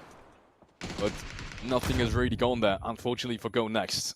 Pydaros is trying to use the bus here to get a little bit closer. He's just been headshotted from, I think, up the hill. That's incredible. So SlamG does have an angle on this as well. Look at this. Ply has now found him either way. And unfortunately for Go next, seems like the angles on Go next are a little bit worse than the ones on Cinema from up top. That's why they can barely stay alive. More shots trying to find the headshot here. But no, Playa is just effective like that. Shots down the second player right in front of him. And Cinema now with the opportunity to take another frag on towards that leaderboard. It is short-lived though, because I think as soon as the circle moves, SlamG is just going to shut them down. And there it goes. Boosted with the first headshot. Play hits the ground. Hard for Go next, but I love this from FaZe. I love Gustav moving out of the compound. He's already making things hard for Ascend before they even come down from the hill. Yes, Metabay is going to be another thorn in the side. He's getting so close. He's going to try and line this up. He's going to try and blast them out of the car whenever they're going. But they're taking their time with it. He might just get one, and that's it. Yep, one frag. Ascend are gone. And that's all she wrote for Metabay. I don't think he's even making it into the zone. That's disastrous. And Ascend has lost a play on that rotate now as well. It's just Brexco left standing, and he's just going to try to send it in, maybe get another frag. I think he sees the play towards the left-hand side. He tried to make it into the smoke, but the car didn't stop. Unfortunately, he kept driving. No. And that's still better than just giving away that frag, I suppose. The Ascend is eliminated in 5th place. At least some placement points going their way. A couple of kill points as well. Not a round without its problems, but they have at least brought some points on the board, which does give, I think, every Ascend fan a bit of hope for qualification. Yeah, I mean, it looks tragic in the end, but you're not wrong. The chances of him living there were very slim in the first place. The only chance they really had to live there is get down from that high ground way earlier, right? Before FaZe is able to flex on out. But even then, it would have probably had a player behind them. It would have been a tough game. Oh. That's a big pickup. That's okay, more drops coming as well. Look at the map, right? Look how many drops there still are for Gustav if he wants them. Oh my There's Lord. Potential for more 3 gear as well. That's incredible. I mean, FaZe Clan I said 50% before the 6th round has even been played. I think I might be mistaken on that even before I said it. I mean, I was putting the chances of them winning, badly before. I think I might be entirely incorrect now with this round, depending on how the outcome is. But they've got a perfect chance now on taking this round too. Because Lamji, let's be honest, they're going to be the next team to go out. Like, I don't see a lot of survivability here. Even the player that's in front of them has already found somewhat of a rock, is going to have to need to move. And where is he really going to go? Like, realistically, there's nothing that's open to either FaZe Clan, or isn't open to either FaZe Clan and Hands with Hope at the same time. So that's going to be a problem. At least some kind of level 3 guy I saw on Hope there as well. That might make it easier in the later stages, between Hope and FaZe to bring it by, because that position on that gas station isn't perfect either. But I guess that's the topic for Phase 8.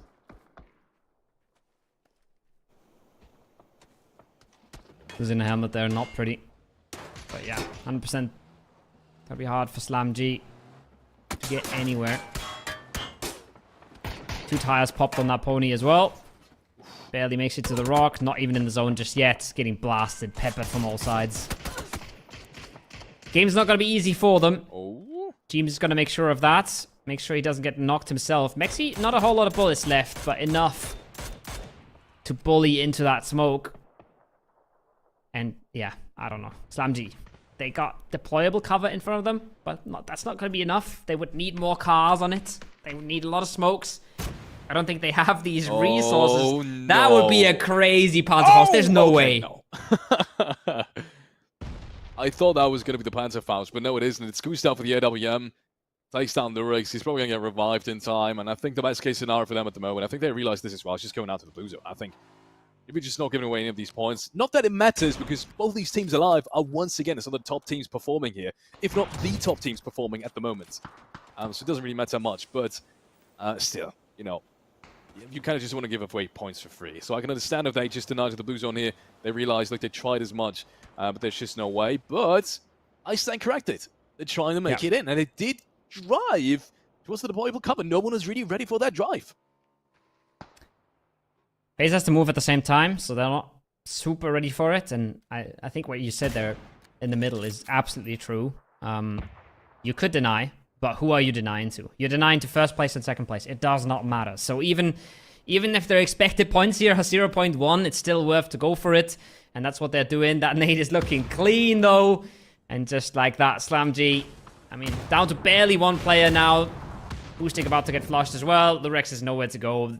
They're not living here. They're not playing the game from here, but they have tried. They have tried to stay alive in this. They're not even in the zone, Felix. It's just disastrous, right? But what if Lurix finds one, right? And what if that player doesn't get rezzed? It does not matter to give a point to FaZe here. It does not matter to give a point to Hands of Hope. And that is the reason that they're going for this. Lynx as well, by the way. Remember when I said there's more drops? Jimbo just picked up a Lynx. Yeah, I mean, it's just incredible. James finds their last frag. It's going to be down to a 4-on-4, ladies and gentlemen. And it's no one else than FaZe Clan and Hope. We've seen this in just the last game. Literally in the last game as well. It was literally down to a 1v1 as well. And Bob was able to clutch things out. Took down one of the Esports players. Then took another one down from FaZe Clan. And ultimately, unfortunately, got shot through the smoke. I would have appreciated that clutch. But he does have another chance on this one. Both of these teams already safely qualified towards the Super Cup. It doesn't really matter in the grand scheme of things. It does matter, however, and for a team like Hope that really wants to prove themselves in a tournament like this.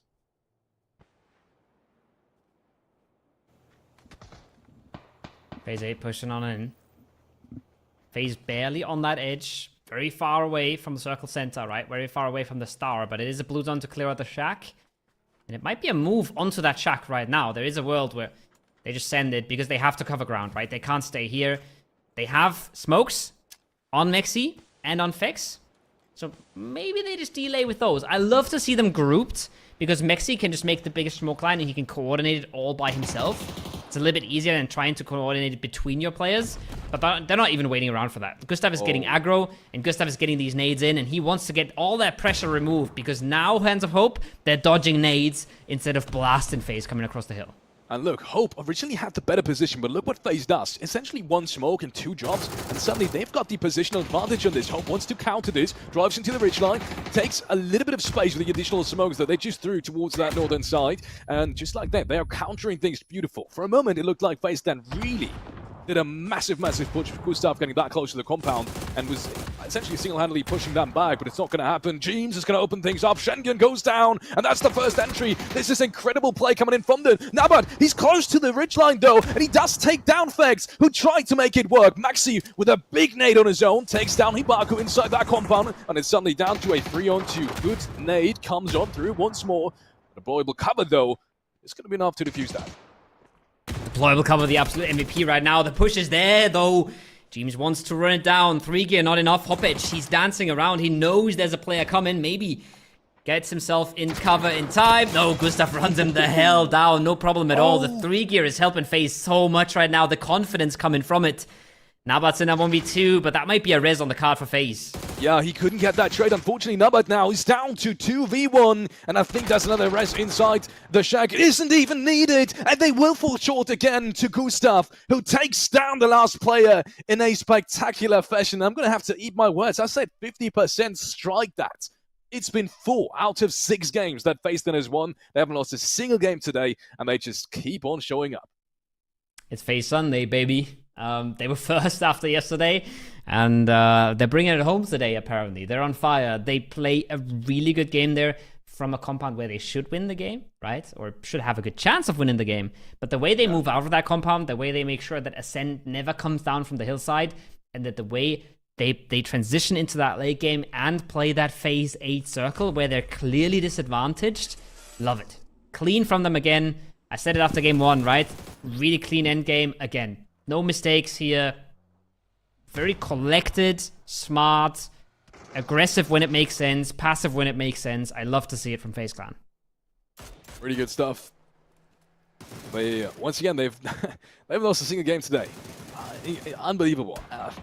They won the first game yesterday. They won the last game yesterday. In case you haven't watched it, make sure to check that out. It's been amazing games as well, as you can tell by the amount of frags they have gotten yesterday, which was just about above 10 frags, I think, around, or just below that. I'm not quite sure anymore what the ending story is, but either way, it definitely is now. Once again, double-digit frags, if I'm not mistaken. Incredible performance from start to finish. But we do have to talk about some of these teams further down on the leaderboard as well. Go Next, for example, picking up a couple of frags, once again being in a good spot. Unfortunately, not finding as much as they would have liked to. FaZe Clan was actually stealing that away from the distance. And same thing could be said about Cinema. Good fight against Go Next Esports. They really held that strong, but unfortunately were punished by SlamG just above them. A lot of teams putting in a lot of work and then sort of getting punished at the end, right? Bushido get a good bunch of frags there. I think 5 kills and placements is an absolute highlight for them. That Panzerfaust could have been an absolute highlight, but unfortunately he is not. That's reserved for you. I remember your clip. And so he does not hit that, but no. Really good games from a lot of the teams towards the bottom, but none of them able to reward themselves with a big outcome, right? Ascend, I think, as well. They get themselves 6 points maybe here, or 5 points, something along the lines. And a lot of teams are in that area where, yes, they're getting some points on the board, but they would have loved to get double digits here, push themselves towards the top, and none of them able to do that. So it's gonna stay close. I'll say this a lot today, probably, but it is still so tight around that 8th place. Yeah, man, I would have wished to see Nabat actually taking that trade when Gustav, snuck around that backhand side of the shack. Unfortunately, I think he hit his pan. Actually, I think I heard some of the pan shots there, so he wasn't able to trade his teammate, who did an amazing job actually finding that first frag from FaZe Clan pushing across this straight. If that would have happened, I think the entirety of the round would have been different. 1v1, he would have been in a good spot. He was at the emergency chop cover as well, so could have gone a different way. Really good either way, right? Oh yeah. I think either way, at the end of the day, it doesn't really matter. Both of these teams are safely qualified. It's just going to be a matter of who's going to take that one spot. And at the moment, it looks like FaZe is going to take that very, very surely. They're looking locked in. They're looking on fire. We are going to send you guys to one more short break, and then we come back with the last 2 games of the evening.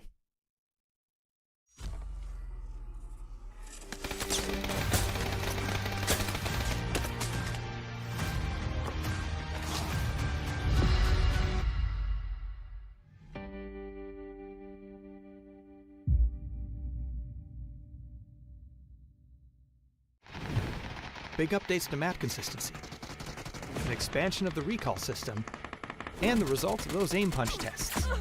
All this and more as we dive into the Update 35.1 patch report. First up, as we talked about in the 2025 roadmap, we're starting our big moves towards standardizing key gameplay elements of the Battlegrounds experience. This will be a phased approach over the next several updates, and we'll begin with items. You'll see things like the zipline gun, emergency cover flare, and stun gun appearing across all Battlegrounds, while things like the thermal scope and blue chip transmitter are being removed everywhere. Take a look at the roadmap for all of our upcoming plans, or the patch notes to see the specifics of this first set of changes. Another way we're unifying the experience is by expanding the recall system to all maps, which means it's now available on Karakin and Paramo. Each map will have its own specifics for the system, so check out the patch notes for details. We're looking forward to seeing how these changes shift strategy on these maps. Next, thanks to your great testing and feedback, we're ready to implement the new aim punch system to live. We're going live with the settings from our last gunplay labs, and are looking forward to hearing your feedback on the system in the live environment. Last but not least, we're making audio adjustments based on your feedback, such as your shooting, driving, and the mortar explosions. Let us know how it sounds. There's also a new contender system in the workshop, a new survivor pass, more improvements to custom match, a new rank season, and more. So check out the patch notes for full details. Update 35.1 is here, so hit up a blue chip tower, call in some friends, and give your enemies a personalized lesson on how aim punch works. We'll see you on the Battlegrounds.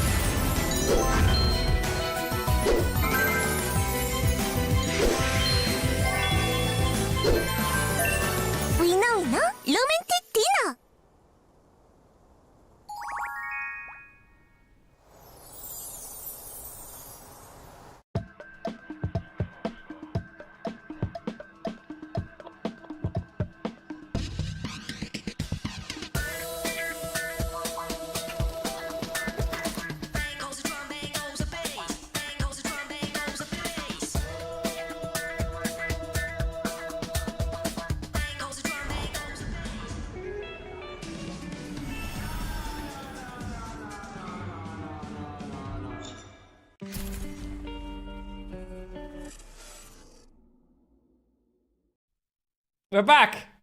We're back for game number 3 of the night. We're back for Rondo. You good there, Felix?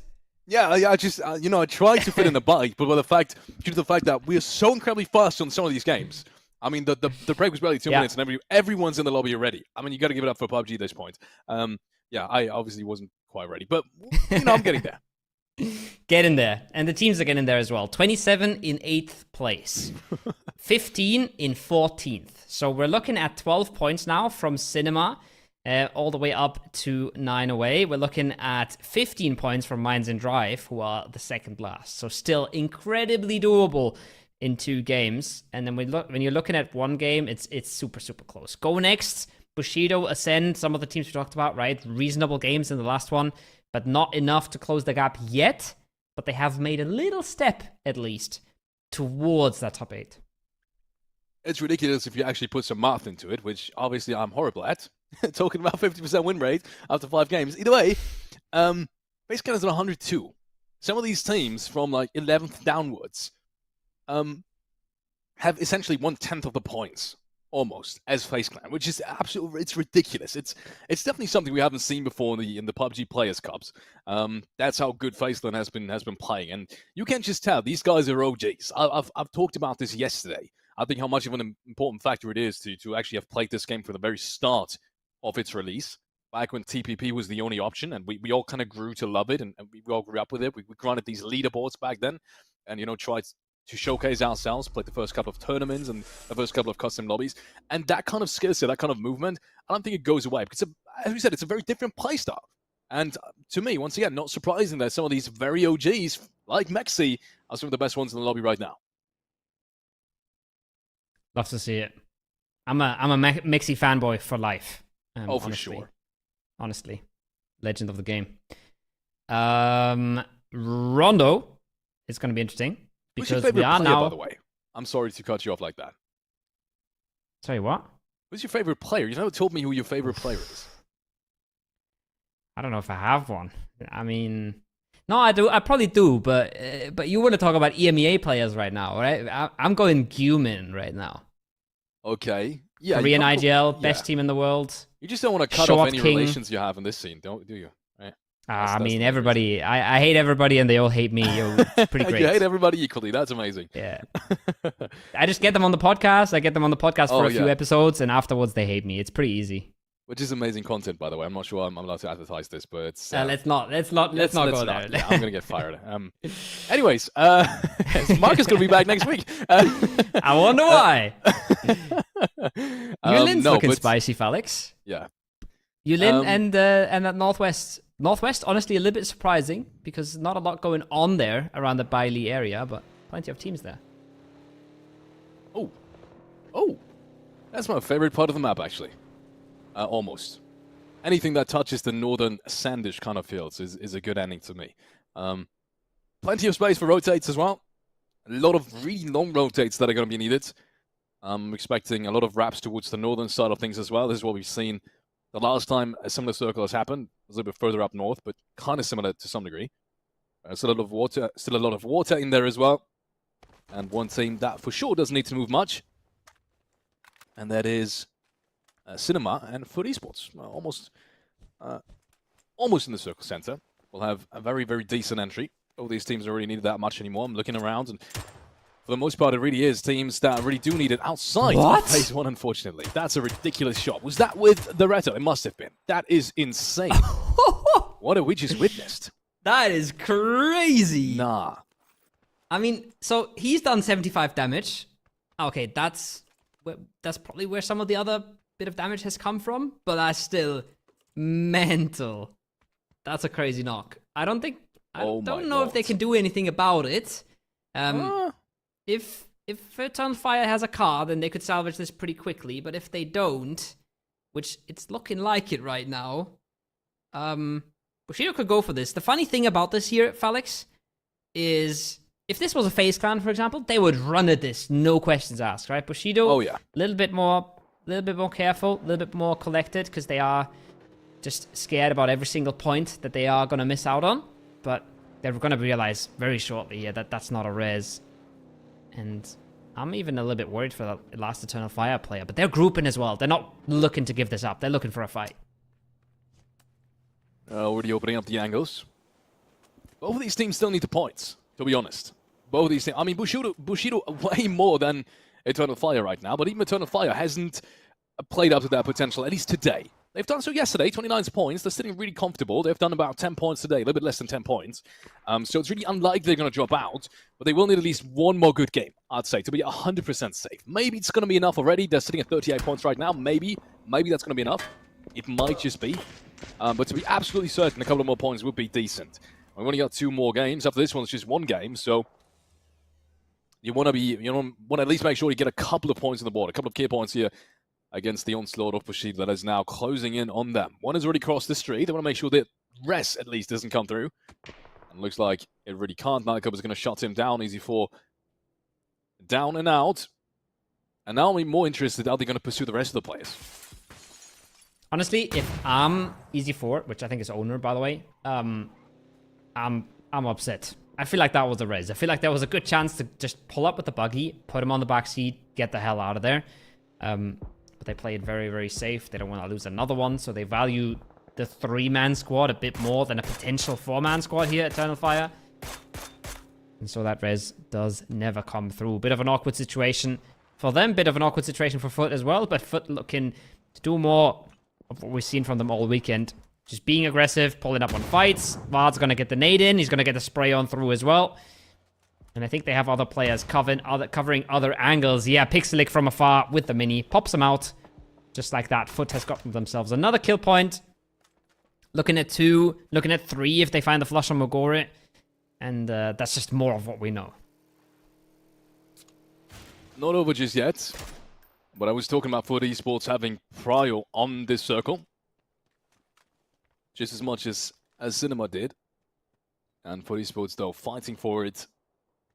Making sure that's solidified. It's a really important spot as well, especially if you don't really know, which you don't in Phase 1, obviously, whether or not it's going to shift west or east. You want to have a relatively centralized position to really, have priority on whatever shift really happens. And that position from Foot Esports is perfect for that. We've got enough cars to play with it, and maybe even a split, which is definitely going to be very possible, judging by the playing path, because there's not going to be too many teams in Phase 1, just from timings, for timing's sake. No one's really got the timing down to really get close to them, or at least not many teams do. So we probably will be able to, put up a couple of splits, maybe even 2-1-1, get the additional information, then rotate based off of this into Phase 2. And I think that's the main reason why this is so valuable, and this is so worth fighting for as well in Phase 1. Ooh. Yeah. We're running it back, but... Again, I said this is kind of where they play their good games. It didn't really work out for them in the last one. They did get a lot of points on the board, though, compared to what they usually have gotten in this tournament, in this Players Tour. So it was one of their better games, you could say. Yeah. Even though it wasn't a flashy one, it wasn't a shiny one. And Rondo, especially on his own like this, is amazing for the glider because it's the map that players know the least. And it's the map where it's the hardest to predict where players are going to be. So the glider helps out even more than it does on other maps. And Ascend is going to be happy to pick that one up. I wouldn't be super surprised to see any teams around that Bai Li area picking one up as well, because there is multiple spawns up there. But Ascend, at this point they're known for it, right? Aduzi's known for it, Brex is known for it, Navi is known for it. There's just a few teams that really, really like the gliders. And I wouldn't be surprised if they get away with a decent spot here towards Phase 2, or a good rotation into Phase 2. Yeah, I think the timing is probably a little bit off for Phase 1. Off in the sense that I think they're just not going to make it in time. Not that necessarily that's going to be a problem. I don't think that we're aiming for it anyways. No. But Phase 2, yeah, could be perfect. We've seen Ascent prefer the south side of things on these specific circles as well, on this map especially. So they know how to maneuver around, especially towards that river side of things and that hill side of things, over towards Daching, or rather towards the east side of Daching. So I'm not worried for them. There's barely any competition there either. I think Fairy Tail is probably the only team that would potentially make their entry towards the southern side of things as well, but Ascent is definitely going to take a different pathing. There's lots of space down there as well, and obviously with Rex go up on the glider, shouldn't be a problem to spot these guys on their rotation a little bit earlier than the other way around. So not worried at all. Could be a good entry for Ascent. Not that that necessarily correlates with any good performance, at least in this cup, up until this point. But there is a first time for everything. First time for everything. First time we've got 16 teams alive coming into Phase 2, potentially. Don't want to jinx it. Might have just jinxed it. That's looking like a full breach. Mine and Drive. They get the knock and they want to get in, but they find a lot of resistance there, find a lot of presence, and they think better of it. Not a combat that you have to commit for this early on in the game. 1 minute on the clock for Phase 2 as well. So they do think better of it. It's a really interesting zone. Lots of water in play. We'll talk about it when the phase shifts, but you can see a FaZe clan here already. They're playing such a different game than anybody else because they are so confident right now, Felix. They don't really mind anything anymore, right? They're trying to get all the information they can, trying to be aggressive wherever they can, and they don't have to worry going out. While Mind and Drive, well, Mind that Drive, they're blowing up. Ooh, they just did the shots now. I think first player has already been... Never mind, stand corrected. I thought he was going to be down already. But he hasn't been taken down. I think they just about found some kind of ridgeline where they're safe from both sides. Unfortunate for SlamG. Not going to be able to pick up these rotation frags. Next phase is going to come in, though. And now, this is where things get spicy. Because a lot of these teams, especially if it ships towards the east or the north, which it doesn't, are going to have to drive into each other. This is, for the most part, a very comfortable zone for the majority of teams. I think it's probably the most expected, just judging by the positions of these teams as well. The most expected ship out of all of them. Yeah. This is a pretty clear one as well. The water's on the right side, so the circle's gonna go to the left side most of the time, right? There's a chance it ends somewhere in the north, but generally we're gonna see more western shifts here, and you can see Ascend scouting all of that, while Fairy Tail is taking it under their noses. So Brex is gonna have to figure out how many players are really here. Could we ever breach this, or do we maybe have to go somewhere else? It's gonna take a lot of fire now, gonna realize there's multiple, and he's gonna back off and maybe scout that 2-story. Maybe tell the rest of the squad to end up there, but you can get a bit of a taste here, right? This is not just in TPP, but it's even easier in TPP to get all that information from the sky. It's so powerful to see all of that map. Wow, I never thought of it like that. Yeah, the glider is much more... Wow, it's actually much more powerful in third person.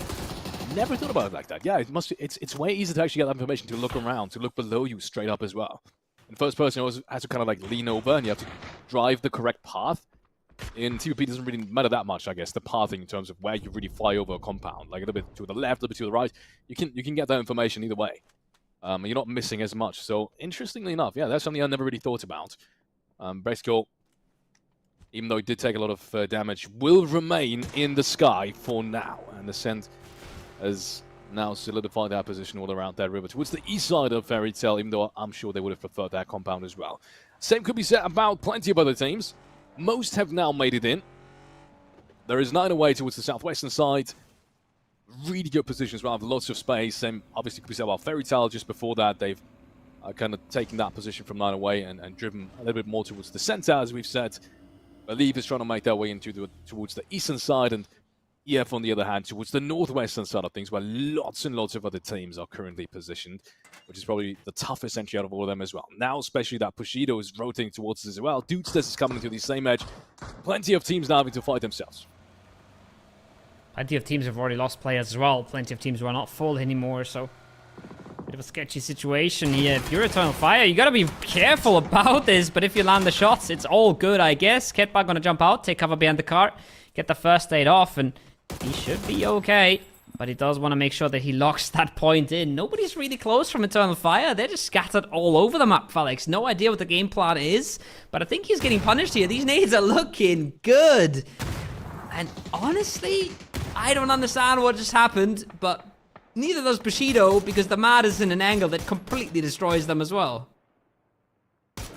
Great shots as well, gotta be said. These aren't easy shots of that distance. Mad is able to take down Metsubei with the help of Fubaku. Bushido, just like that, goes out again. That partner team just had not have had any success whatsoever in any of these rounds. They've just about found the first placement point.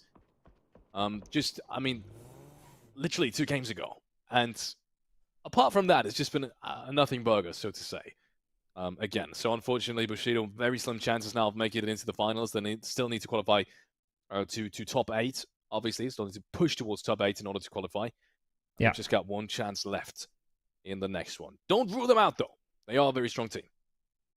They are. Phase 3 just popped. What does that mean? Phase 4 goes away from the water, but there's so little water left to play that it doesn't really have a big impact here, right? We are going to end somewhere a little bit further west than average, but still reasonably central. Nice EP coming out from Cinema, though. I love the timing. They're jumping middle now, and they get to hot drop one of these spots, whatever they decide that they want. They could have hot dropped a solo 8C, for example, if they did figure that out, which is very hard to do from the sky, but sometimes these gambles work out. Instead, they're looking like they're going to fly into a FaZe clan, and that might be a bit of a blender, Felix. It's tough rotates all around, I gotta be honest. It's just a tough circle in general. And you would think the same would be for every team, but in the deep center of it, it's literally for Esports still splitting a compound and being like, well, no one can really touch us anyways. We'll just fight for it if you do breach us. Really without any scare. Ace is literally holding a compound by his lonesome, and teams are driving by. Not just one team, 2 dreams are driving by and being scared away by a single player, which is ridiculous in my books. But it works out, apparently. And thus, That's exactly what I was talking about. Does a lot of these teams are being pushed into the circle center, hoping for any kind of open spots, just not finding any. It's so stacked towards the western side, to the flank, to the playing path, and just the way the teams rotated it. Ah, super rough. Super rough. And it's not something Foot would ever do if they weren't already qualified, right? This is not a split you would usually take, but they've just found 2 knocks and a flush with a mortar, by the way. Ascend has lost 3 players to a Foot mortar right now. They're trying to play the game, and Foot is not letting them have it. I think they're even pulling up on this. So while FaZe is trying to clean up Cinema, it's going to be another disaster for Ascend. I say that. Might see them get rezzed here, but look at those nades already coming over. Oh, it's not looking good. Surely it's just another game. Another disaster for Ascend. I don't even mind the spot they're playing, but the mortar completely destroyed them here, Felix. Incredible that someone was ready for it as well. Incredible. I mean, that's quick thinking, good preparation, and just Ascent being forced into positions they just do not want to play. It feels like that they're always kind of letting themselves be, the rounds feel like the game plan, the structure, the rotations are being forced upon them instead of them taking actual actions or taking responsibility for their rotations. A lot of these drive scouting rotations down in phase 3, phase 4 in case they do not get the shift. And at that point, you're just waiting for just kind of hoping someone oversees a spot that's valuable. And that just isn't taken at this point.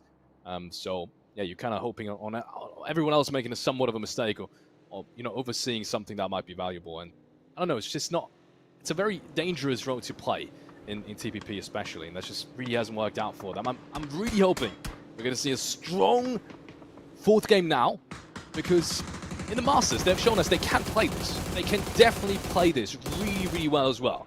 It just hasn't been shown yesterday or today. Also, sometimes things go badly and then they go even worse, and it feels like whatever you do just doesn't work out, right? Like getting triple mortar there is just ending their game instantly, and that happens to you maybe 1 out of 10 games, maybe 1 out of 15 games, but then you're already in such a bad streak, and you get hit by a mortar, you're feeling a bit hopeless, you're feeling a bit helpless. Send working much better for Belief here. Nice position for them, nice 2-2 split as well, not just consolidating on the shack, but making sure they have a bit more diverse angles. Like to see that. But with another zone coming in, we're still looking at a ton of open ground here, Felix. We said this in phase 3. We said there's not a ton to play. Now we're moving into a phase 4 that still has so much of that open field in it. A ton of these teams, just they have to take a fight, and then they're still not in. Yeah. Just like that away isn't. Still a lot of ground ahead of them that they need to cover. And they've got one of the best teams in this lobby at the moment right in front of them and on their pathing to the circle. Which is most definitely going to make it even tougher. Fairy Tail in the distance as well. Not an easy team to deal with either. Hope has now made their way in across the street from them. Might give them a little bit more space for the time being, but even after that, even if you make it inside this phase, it's not going to get any easier in phase 5. Mad in the meanwhile takes down Sorry I Am Crazy. And will take a much needed point in order to solidify their position, as previously said, inside the top 8. I think with this game, if they make it inside top 8, maybe get 1 or 2 more points. If it isn't already enough, they should surely be qualified as well. Yeah, I would say it's already enough. I think the maths are obviously not obvious, but I think it's already enough for them. Same can't be said for these teams. Free side and Mind and Drive. They need every single point they can get. They want to play a big game. RSTQ finds 1. Gets spammed through the smoke, though. Down to half HP. He's got to be careful. Kantix comes over and knocked down immediately. Nice shots, nice reaction. Keeping them in it. The Molly does the job as well. It's just Mava left. And he's down to just about 20 HP. Doesn't look like he's got any kind of first aid. Now okay, never mind. He was on it. Now he pops it. Nade, fortunately, hits the van instead of him. And he stays alive for the time being. Flash to pop off right in front of him as well, but they're not really doing anything with it. And as such, the rest has now come through as well. And Zealous is back up on his feet. Looks like it's back to a 2-on-2. This is still very doable for either side. Question only is, what do you do afterwards? Because as soon as that zone moves, There's not really a lot of places to play, and obviously not a lot of vehicles to play with either. This is a dangerous push. They might have just had the timing down. They see one player, but if a perfect wall takes down his teammate. There is the trade, though. Just about the trade. 22 HP. As he pops back behind the van. And it's another first aid. Teammate flash in the meanwhile. Same cannot be said about the player they knocked. And it looks like they will take the shorter end of the stick. Peeks around the left-hand side. He's pre-fired left, right, and center. RSTQ hits the headshot, and Setas goes down. That's Freeside eliminated in 11th place. As we're getting closer and closer towards the first placement points. He was just bleeding out. Look at Foot as well. Instantly getting involved in that fight on the East. Instantly cleaning up all the rest of what was there. Just saying, well, thank you. 2 players knocked. We'll take it. And they'll add another 2 to the tally. Dodsters. 3-man up here, Shin in the compound. They want to clear this, they want to get aggressive, and they've stopped ADR in their tracks. ADR was the team walking up on them. We saw it on the map stream. ADR was the team trying to sneak on in and get some frags here. But it's been the Dodsters who stopped them, and looking solid so far. But another shift towards the open, another shift towards the field. And I don't know where either of those teams we just watched are going to end up going, because there, again, is so little space. Yeah. I mean, at the moment, it's FaceClan again, it's Foot Esports again, and it's Hope again with some of the best positions inside this circuit. It's ridiculous how these guys just manage to do it over and over again, right? Hope doesn't need to move. Yes, the position isn't perfect, but it's perfect in terms of survivability for Phase 5. No one's really going to be able to breach you. You're going to be able to see them, especially in third person. If you play that ridgeline perfectly, no one's going to be able to breach you. FaceClan, obviously, they have most of Neox factory, and a little bit towards the northern side under control as well. They're perfectly fine. Unless some crazy knocks come out from Cinema, I believe it is. They're sitting inside there with them. Nothing's going to happen to these guys either. And obviously, Foot Esports in the compound. No worries whatsoever. So, crazy to think that the top 3 teams, once again, in a good position. Yeah. Okay. Just so dominant. Just so consistent as well, right? Like, it's crazy to see that level of consistency. We talk so much about how there's RNG in these games and how it's hard to stay consistent throughout a short amount of games, right? A short tournament. Some of these teams have shown the absolute opposite. FaZe picks up 2 here, just third-partying that at the very end. Now potentially going to sweep further when the next zone hits. Going to play another good game from here. Foot has already played an absolute banger, and they're looking to do more, and the nades are coming in. It's an absolute show, Alex. The big dogs are just coming out to play time and time again, and if you're one of the qualifying teams, you're struggling for your spot in this lobby, I feel for you. It does not look easy right now. No, it seems like all these top teams, whatever they do, it works out perfectly, and for everyone else, it just really doesn't. Like, it almost seems comical at this point. There has, however, been a really good nade against Schengen, and that might just pose a problem for Hope, because Freets, yeah, it looks like they're going to breach this. Looks like they're going to breach that dip now. And as I say that, I might still be mistaken. No, they're going to breach this for sure. They've had the entry earlier. They're pulling up on this. Just got to be careful of Foot Esports. I'm very surprised he stops that early because he must have known Foot Esports was in the compound east. How? Why is he? That's really surprising to me. I mean, even the timing of the rest of his teammates was really, really off. Unfortunately, he goes down almost immediately. Player gets driven over, though. If not shot out of the vehicle, I might be mistaken on that. And just like that, there's one player left standing, skirmishing all around the glider, the emergency cover, and the smokes. How is he doing this? He backwards. That's absolutely insane. He takes all the players essentially that breached him down one by one, and suddenly, just like that, it's 3 frags for him and his team. That is absurd. What have we just witnessed? That is crazy. The general himself just directing his minions, usually letting them do the work, but he picks it up himself, no problem at all. Spins around 1, 2, 3, no problem at all.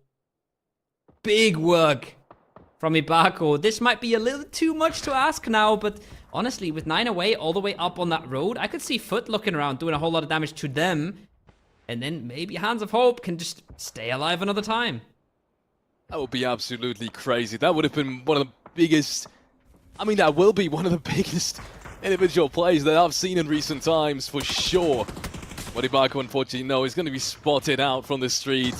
9 away in a very smart... Oh, no. What is that? No. Oh, he's not getting out of there. Wait, wow. Can he shoot out?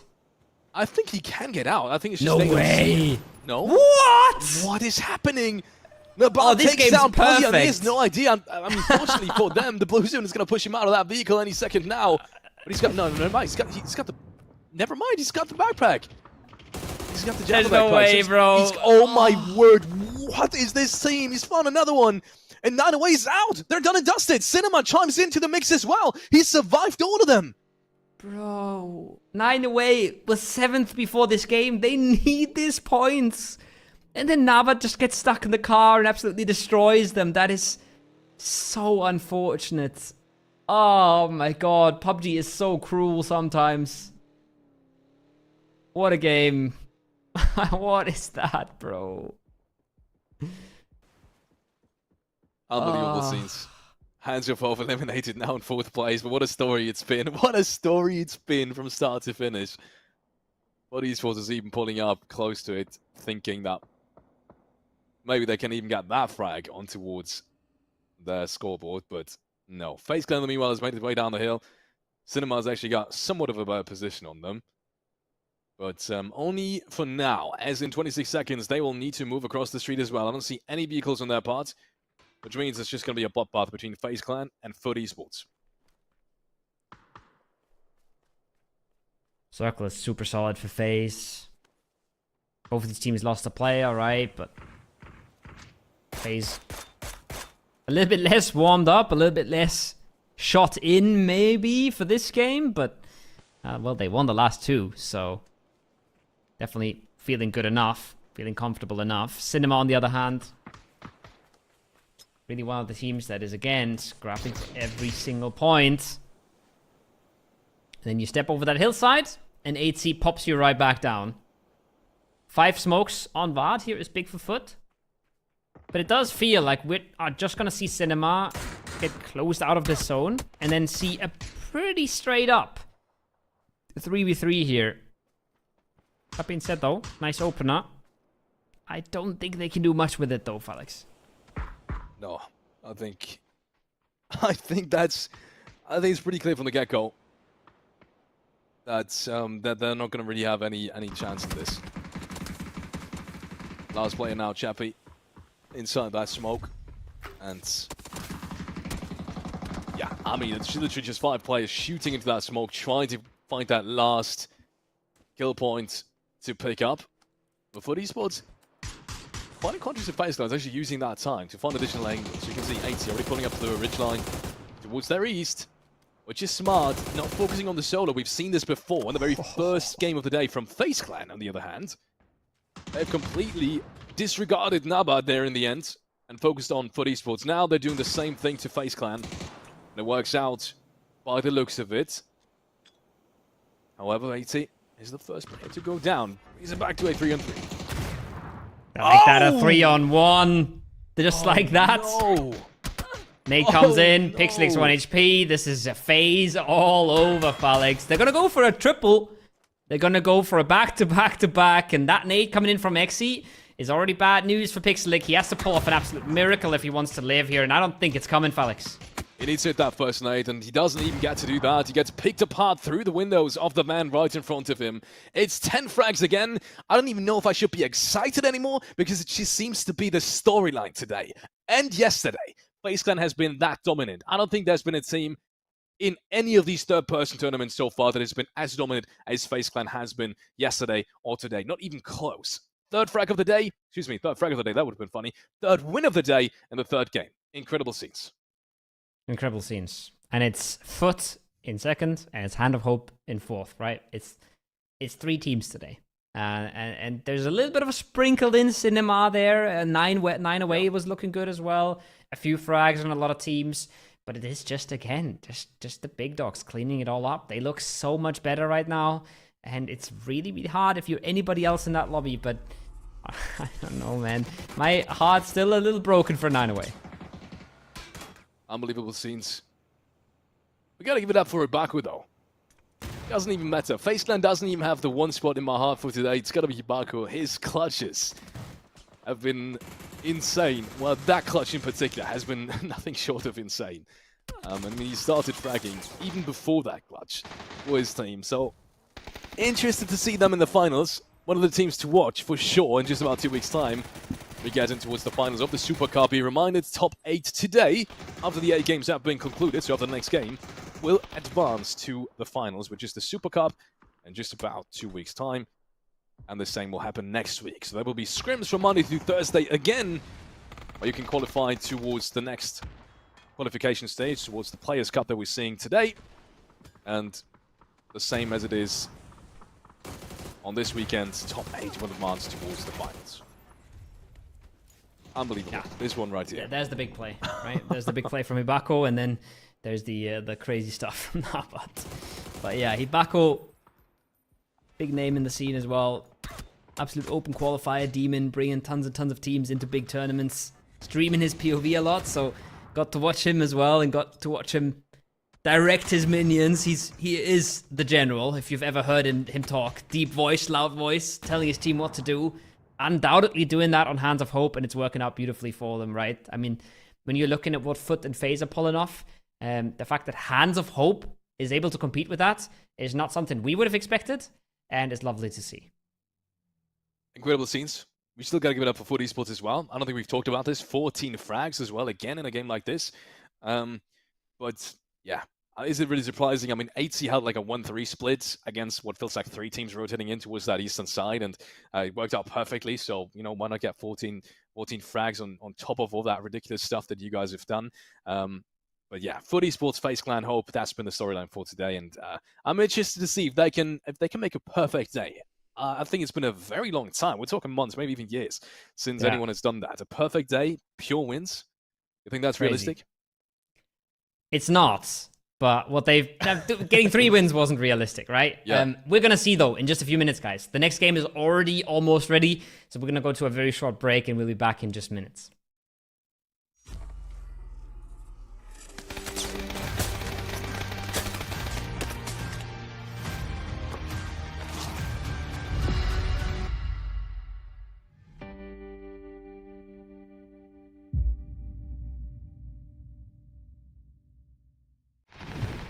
Big updates to map consistency, an expansion of the recall system, and the results of those aim punch tests. All this and more as we dive into the update 35.1 patch report. First up, as we talked about in the 2025 roadmap, we're starting our big moves towards standardizing key gameplay elements of the Battlegrounds experience.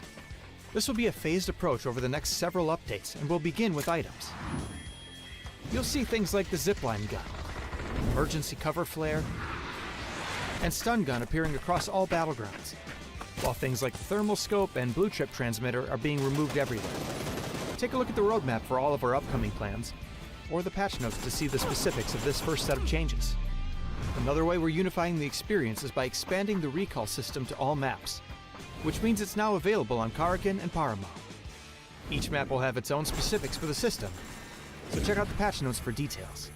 We're looking forward to seeing how these changes shift strategy on these maps. Next, thanks to your great testing and feedback, we're ready to implement the new aim punch system to live. We're going live with the settings from our last gunplay labs, and are looking forward to hearing your feedback on the system in the live environment. Last but not least, we're making audio adjustments based on your feedback, such as your shooting, driving, and the mortar explosions. Let us know how it sounds. There's also a new contender system in the workshop, a new survivor pass, more improvements to custom match, a new rank season, and more. So check out the patch notes for full details. Update 35.1 is here, so hit up a blue chip tower, call in some friends, and give your enemies a personalized lesson on how aim punch works. We'll see you on the battlegrounds.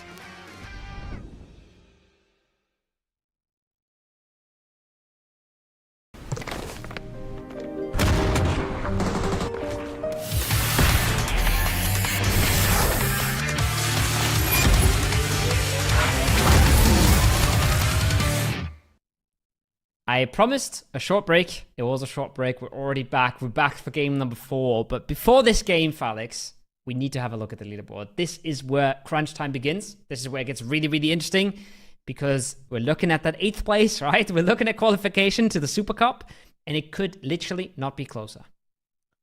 You know what's way more crazier to me than FaZe hitting 122. Okay, it's not crazier, but just as crazy. 122 points, you win 5 out of 7 games, and Hands of Hope is still only 30 points behind you. And that's not even a partner team. That's a qualifier team that is almost putting up with your numbers. Yes, 30 points, big difference, and yes, that's just about 2 games or 2 weak wins, maybe even 1 crazy win. But still, Hands of Hope surprising me way more than FaZe with that performance. 89 points, sitting very comfortable in second place. And I'll say during the game as well, I'd be interested to see if they can keep this up in the finals. Yeah, I mean, gonna be a bit of a different lobby, but still, they are mad impressive right now, and that's not a FaZe we've ever seen for a long while, right? Not even in the Masters, not even the Player Cups, not in the FPP tournaments either. So mad impressive. But SlamG on 36, almost looking safe to me. Eternal Fire safe 100% of the time. But then 9 away on 31. We talked about it, right? We thought they need every single point they could get. And I think they still do. Because they are just 2 points away from not qualifying. And if ADR gets themselves 2 or 3 points, and then Freeside gets himself 5, then 9 away is already out. So very, very close around that 8th place cutoff still. Yeah. 29, 26, 23, 22. I think even Bushido has got a chance. Bushido played a little bit better than his sent today in some of these rounds. Well, really particularly only in one, really. But it was enough to get them close. So it's only 10-point difference right now. If they don't even need a win. Like a good second, a good third place with plenty of frags will be enough to catapult them up as well. In contrast to Ascent, I think Ascent just needs that win right now. And I think the rest of the teams, obviously, that's a given, right? Go Next, Cinema, Freeside, 180R. They can be fine with another good game as well. I think SlamG is still in distance of potentially being kicked out as well, depending on 180R Freeside. If they do double-digit games, then it might even be tough for SlamG, but that's obviously, given SlamG does nothing as well in this game. So, all in all, the thing is for SlamG as well, if you, maths-wise, they're 100% in reach, but then you're also saying not only does ADR get a double-digit game, but also 9 away gets more than 5 points, right? Gets 6 points minimum, and also Belief gets 7 points minimum. So you're adding up so many of those possibilities, and they all have to happen. So I think it starts getting really unrealistic, really unlikely there, but you're only really safe if you're above 40 points. So I'm kind of with you. It's just sometimes those points look a little closer than it is because the spots matter as well. When 3 teams have to beat you, a lot of things have to go wrong. Yeah, that's kind of right. Actually, now that I think about it, yeah, especially now that, realize Freeside is actually, that they're not only 3 points apart from, pushing out Believe, they're actually 4 points out from even pushing out one of the teams. And that's already 180 yards, just not doing anything. So, yeah, essentially 3 teams wanting to make their way up there. Either way, we're going to see it in just a couple of seconds. It's going to be Erangel for the last match of the day, just as it has been yesterday.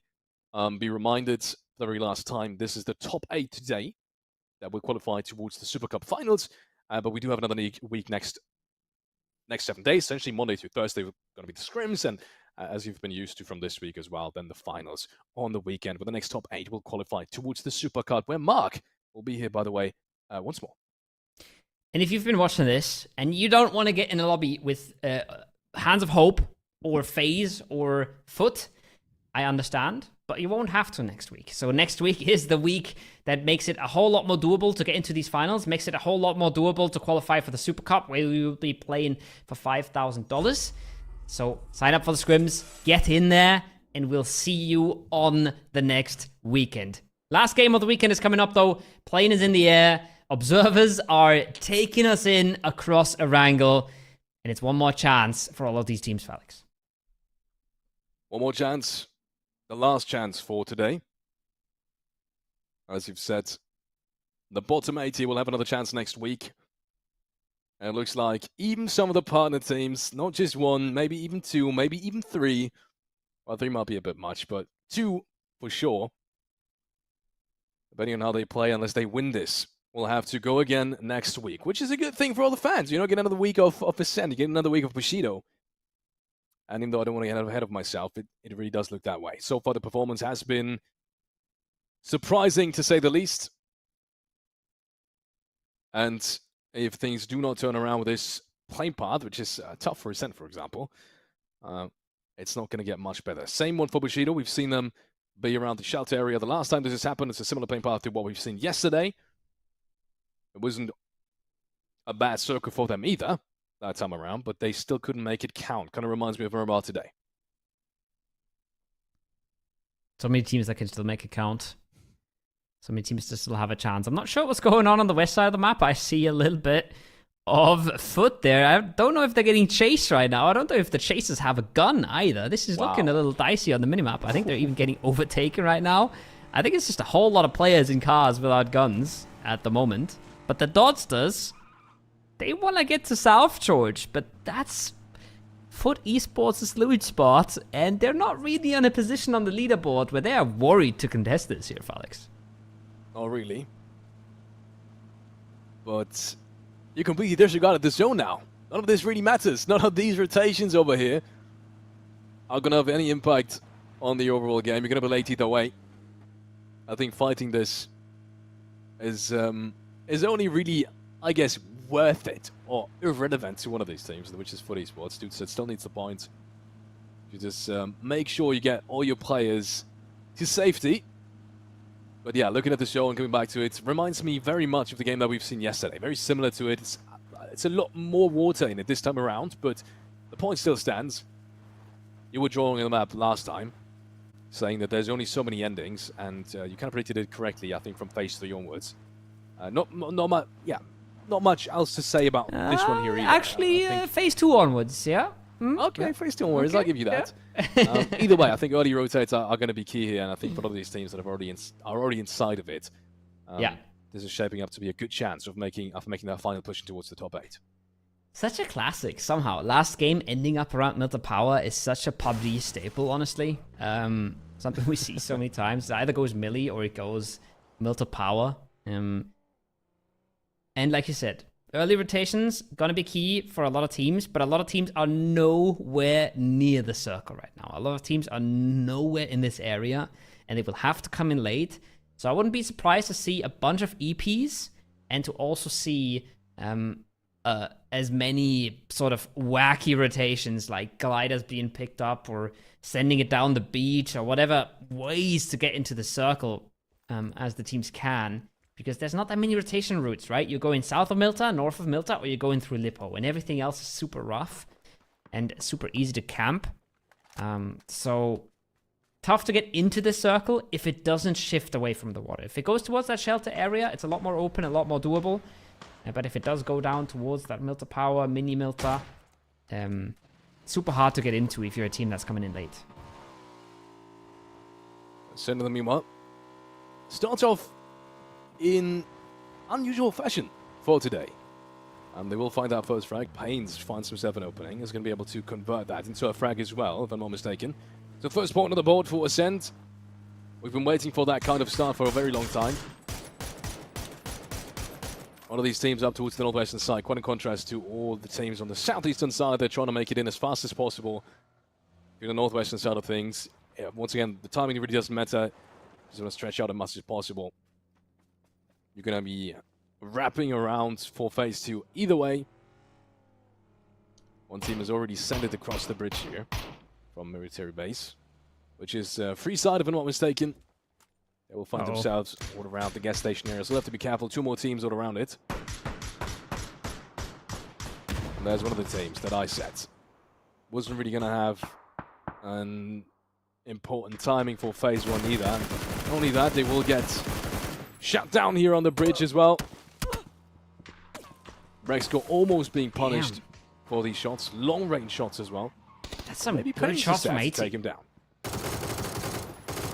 There's some good shots from Haiti there to put him down to 20 HP that fast. Paints tries to punish. They know that the player's low, but Chris has to be careful himself. He's only half HP and bit of his lonesome. Bit on his own island. Here.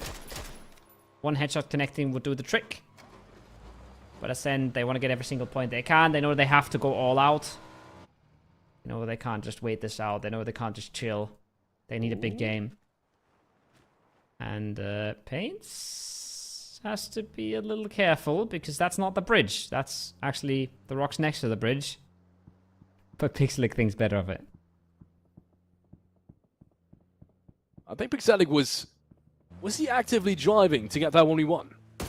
I mean, okay, that confirms it. See, sure as hell is driving for these 1v1s. He's going to chase out that next player as well.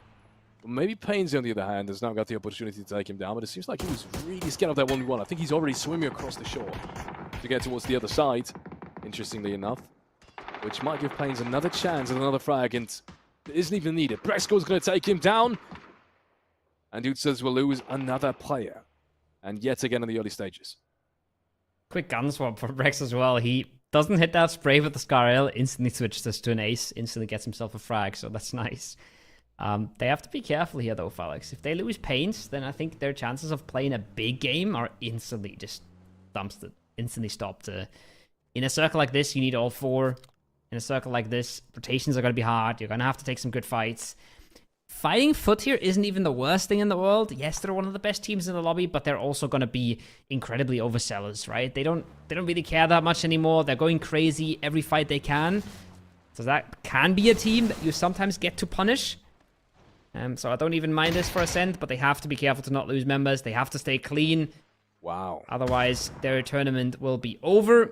And I think we can already say that for Minds and Drive now. Losing 3 here, you can see Perfect World.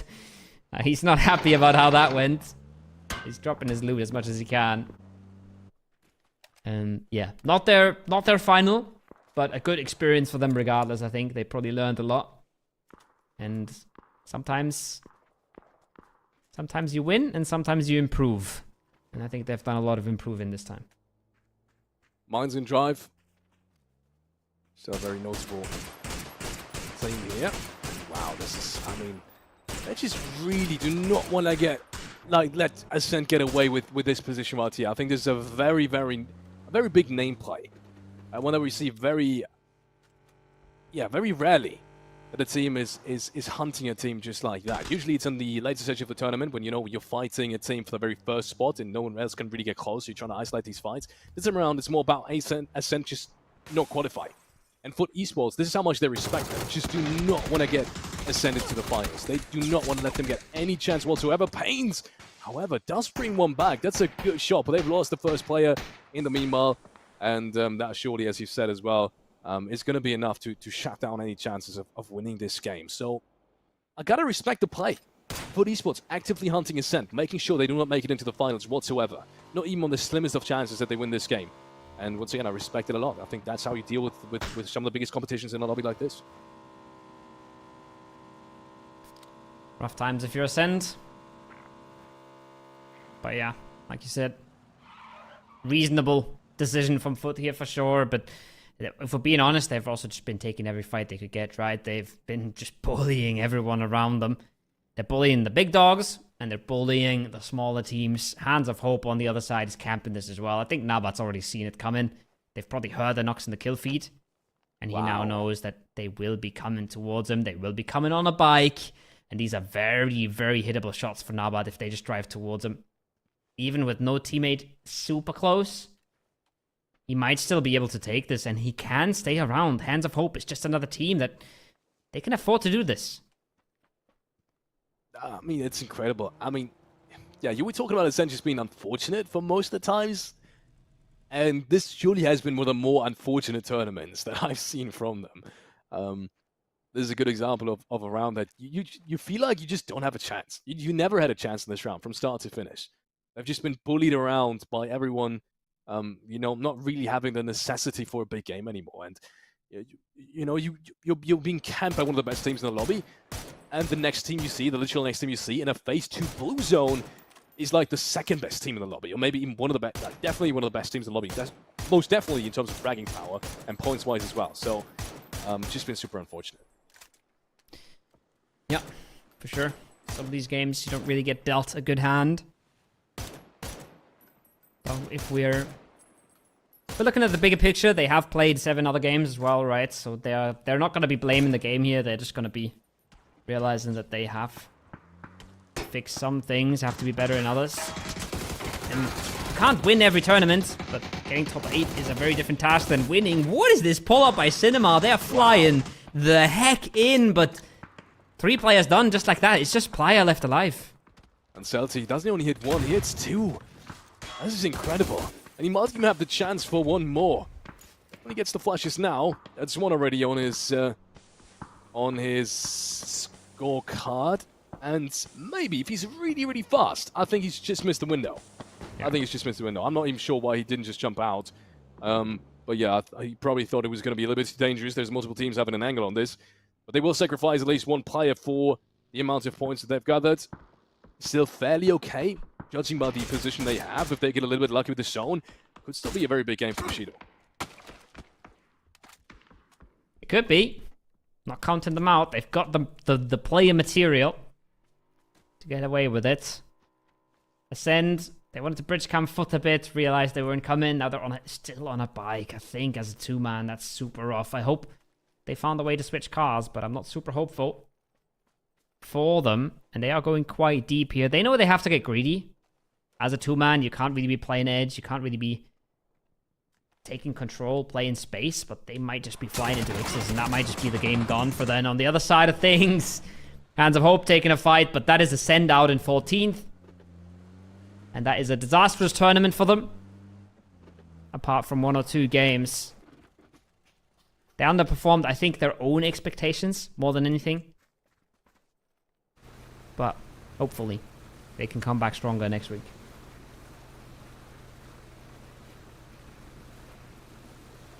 Well, rotation for Ford Esports. Interested to see where they end up, because honestly, looking at the map stream, there isn't many places you could potentially land at. You will need to wrap all the way around to Big Milta Power to really find a safe place, a safe haven. 4 players from 9 away being split all across the coastline. There is another player from Eternal Fire there as well, with a big split going on. Just a ridiculous split in general. Like 9 away being split in between Eternal Fire to some degree. You can't see it on the minimap right now, but there's an Eternal Fire player in between them and Milta. And the rest of the Eternal Fire players are south at the warehouse compound, just south of Milta Power. So, ridiculous splits from all these teams. No one can really do anything about it. And yeah, I haven't even talked about the 4th Eternal Fire player. You can see almost a straight line from from east to west. A ridiculous split. So I'm excited to see where what Esports is going to end up. I think with this circle especially, it's going to amount some kind of a boat pull-up, but I think no, this one they might actually opt for a Big Multi-Power, which should be the correct play. Wherever they go, they need to get a car, right? This is too open to cross anywhere from south. So wherever they beach, they need to find vehicles, or they need to make an absolute miracle run. And I think I'm not sure how good that's looking, but if 9 away hears them coming, which they will in a second here, this could be exactly what they need. If they rat this out, if they get into good positions, and they grab these 4 points, that could be the 4 points that 9 away needed. And that could be what catapults them into the finals. And look, they're hunting for it. They want it, but I don't think the timing's good enough. Well, I wouldn't count them out just yet. But I think maybe they can get one. Maybe they can get one. Now the shots are coming on through. Absolutely 0 hits. That's ridiculous. 1 hit?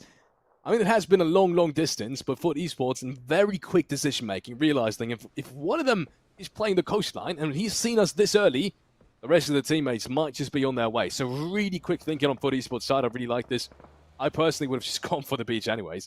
I definitely would have driven straight into that. Probably would have died. But really quick thinking on Foot Esports side. Really smart decision making, and they have to find another day. And I think at the moment they're making their way to multi-power indeed. Making their way on in. More important teams here for the leaderboard. Go Next Esports, struggling throughout the day, getting a few points here or there. They would need a big one to close out the day as well, but it's not looking good right now. The knocks are coming in from the other side against them. Good nade onto the stairs, but it's a little bit too late. The push will come through. The clean is there. And just like that, fine. Last one up for Go Next. It might just be a Go Next angle.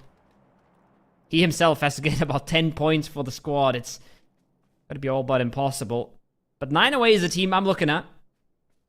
9 away is a team that still has chances to break into that top 8, or stay in that top 8, I should say. But they need some points if they really want to have a good chance, Felix. Iceland on an amazing split. That was the position that we saw. I think it must have been either Fairy Tale or maybe Mind and Drive yesterday. push out of it, have an amazing game, get a lot of kill points from it. Amazing utility plays as well that we saw yesterday. But I don't think it's going to go all the way south this time around. Circle way too far up north, and it's going to go even more north potentially because of the water that's still in. I'm very surprised we see so few teams towards the northwestern side of things, like prison area, shelter area. Almost no team is anywhere close to it. Yet again, it is the 17th minute, and we're already down to 12 teams. Oof. 12 teams, Felix. A lot. And only a few teams that really do matter on the scoreboard here, right? Slam G, reset, almost safe already. 9 away, really, really close. And the team behind the Belief, I believe that was, has already died. ADR, though, is the team in 9th place. So we're looking at a team really far in the south, completely in the blue, who's tiny bit ahead, and a team all the way up to the north here in ADR, who has to try and catch up. If they get one good fight, Felix, that could be all they need. Freeside on the other side, they need a little bit of a bigger game, but if the game ends in the fields ahead of them, they could pull it off as well. So I'm looking at Freeside, I'm looking at ADR, and I'm not giving up on 9 away, but I'm not really fancying their chances all the way down south. Well, very fair analysis. I think most of the teams will have a big problem rotating in. And Eternal Fire right now against 9 away. Yeah, it's already starting. They've already spotted them out. That split from Eternal Fire has just worked way too good. And they've almost... They haven't... I don't think they've been contested up until this point. Until the zone move, no one's really made a move on towards them. I don't think that position was known in the first place. So, Eternal Fire finding themselves 2 frags before they will prioritize zone now. They will now move in. They will just leave Stonix out in the blue zone. They don't necessarily need that frag anymore. It's not worth it. They need to look at the positions ahead of them and find a way in. Wizard Tower, in the meanwhile, very contested as well. Even Gustav has made his way outside to potentially find maybe 1, maybe 2 frags. And this is it. Hipaka goes down. The General, as you've called him, will be the first player to be dropped on the floor, but I don't think there's going to be anything following that. Gustav missing that first boson is actually costing him at least 2 frags here, right? And Nabat gets stolen away in the end, but he does get the flush, so he does get 1. But if he hits that first blue zone in the window as well, I think they might just all... They all have to evacuate the tower, and I think there's a good chance they all die. But doesn't hit the first one, so he instantly falls back as well. He knows this is going to be a bit tricky, and he only gets away with 1 kill point. But that Wizard Tower, keep that in mind, right? It's in the middle of the circle. There's a good chance it ends very close to it, and FaZe will love to know that there's a duo inside. There are no big threat waiting for them in the late game. Stonix still on his marathon. He tries to make it in. I think it's going to be very, very tough. He's going to walk straight into the arms of Eternal Fire. Eternal Fire at this point, they've surely tracked the kill feed as well. They must know that he's still entering that zone somewhere around the southern side. 180 yard. And the few teams towards Lumberjack. I talked about this. Very surprising to me there are so few teams still outside the blue zone. And so few teams... Excuse me, there's only 1 team outside the blue zone and so few teams towards the northwestern side towards Lumberjack. But seems to work at least a tiny bit. Entry goes their way. They must not have expected that angle. And maybe even a need to finish him off. Looks like that's going to hit perfectly. 80 damage is going to be enough to finish him off. And just like that, already the R has been reduced as well. They've been struggling a tiny bit with closing out the end games as well. Especially mid to late game. They've almost always lost players. They started so well on ADR. Started with, I think, a double-digit kill game somewhere on day 1. And then couldn't really follow it up since then. Fights like this are just really going to cost you a lot. It's very hard. I talk about this so much, right? Staying clean, keeping 4 up. It is so hard, especially in this new mode where you haven't really tested your limits. But there is a squad that's been pulling it off with great effect. FaZe Clan looking to stay true in this one. And Freeside are at least getting 1 on Gustav. Flush instantly there. But that's a good nade. Mava's going to go down to half HP. James is going to have another one cooking for him. And James is really, really good with that util. He's the nade god for a reason. And Freeside, they were one of the teams that I said maybe if the game ends close to them, they can play a big one and they can make their way on in here. But they are out. And with ADR struggling on the north, maybe 9 away is actually staying in this, Felix. Yeah, it seems like a perfect opportunity to do so. Nade comes in now. Second one as well. Eternal Fire, first one drops to the floor. There really weren't that many opportunities to do something, but also I gotta give it up for Call Me Bombi. His positioning absolutely superb as he finds another one. It's all down to April though, as they have been reduced to 2 players. Suddenly everyone's been dropped. Where's the last player though? I'm wondering. Okay, he's still behind the ridge line. The flushes are now coming on through. April suddenly realizes if these guys haven't been arrested, he's gotta come from the ridge line somewhere. He falls back into the building just in time. More shots raining in from the outside. He's suddenly been reduced to just about 30, 40 HP, and April realizes where he's at now. He just needs to hit a couple of more shots in order to close this. And yes, they don't necessarily need it, but 4 points is 4 points. 4 points is 4 points. Another clutch for April. 3 in the bag for himself. Stays alive. As Fairy Tail in another spot where they've played a really good game from yesterday in game 4. 9 away, still alive as well. Go Next, still alive in this.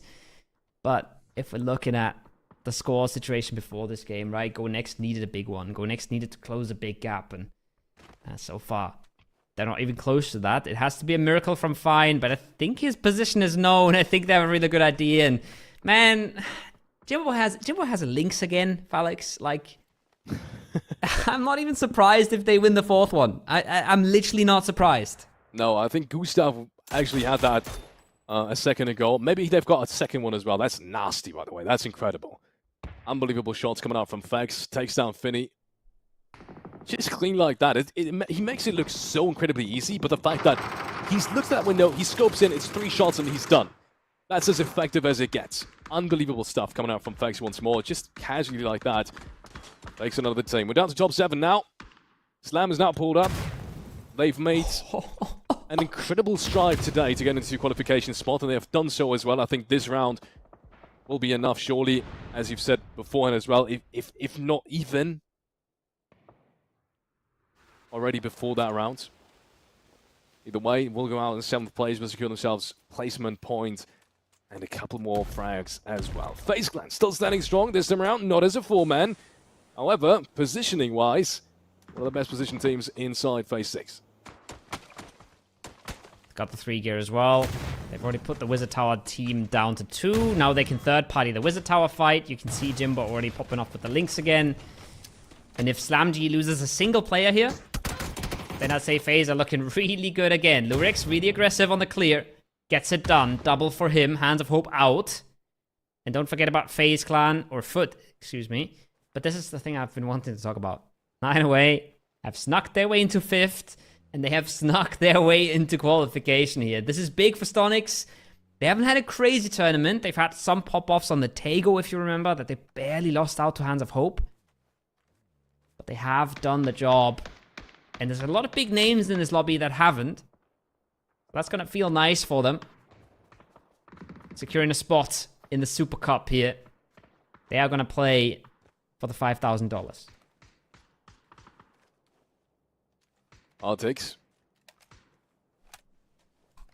looks for these FaZe Clan players. I think he might have just missed them. Run into that dip. Would have been insane if these guys weren't able to cross. Would have definitely made this, shot this round wide open.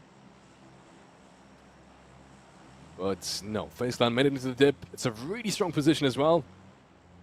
However, not a guarantee one. Not a guarantee one for this round.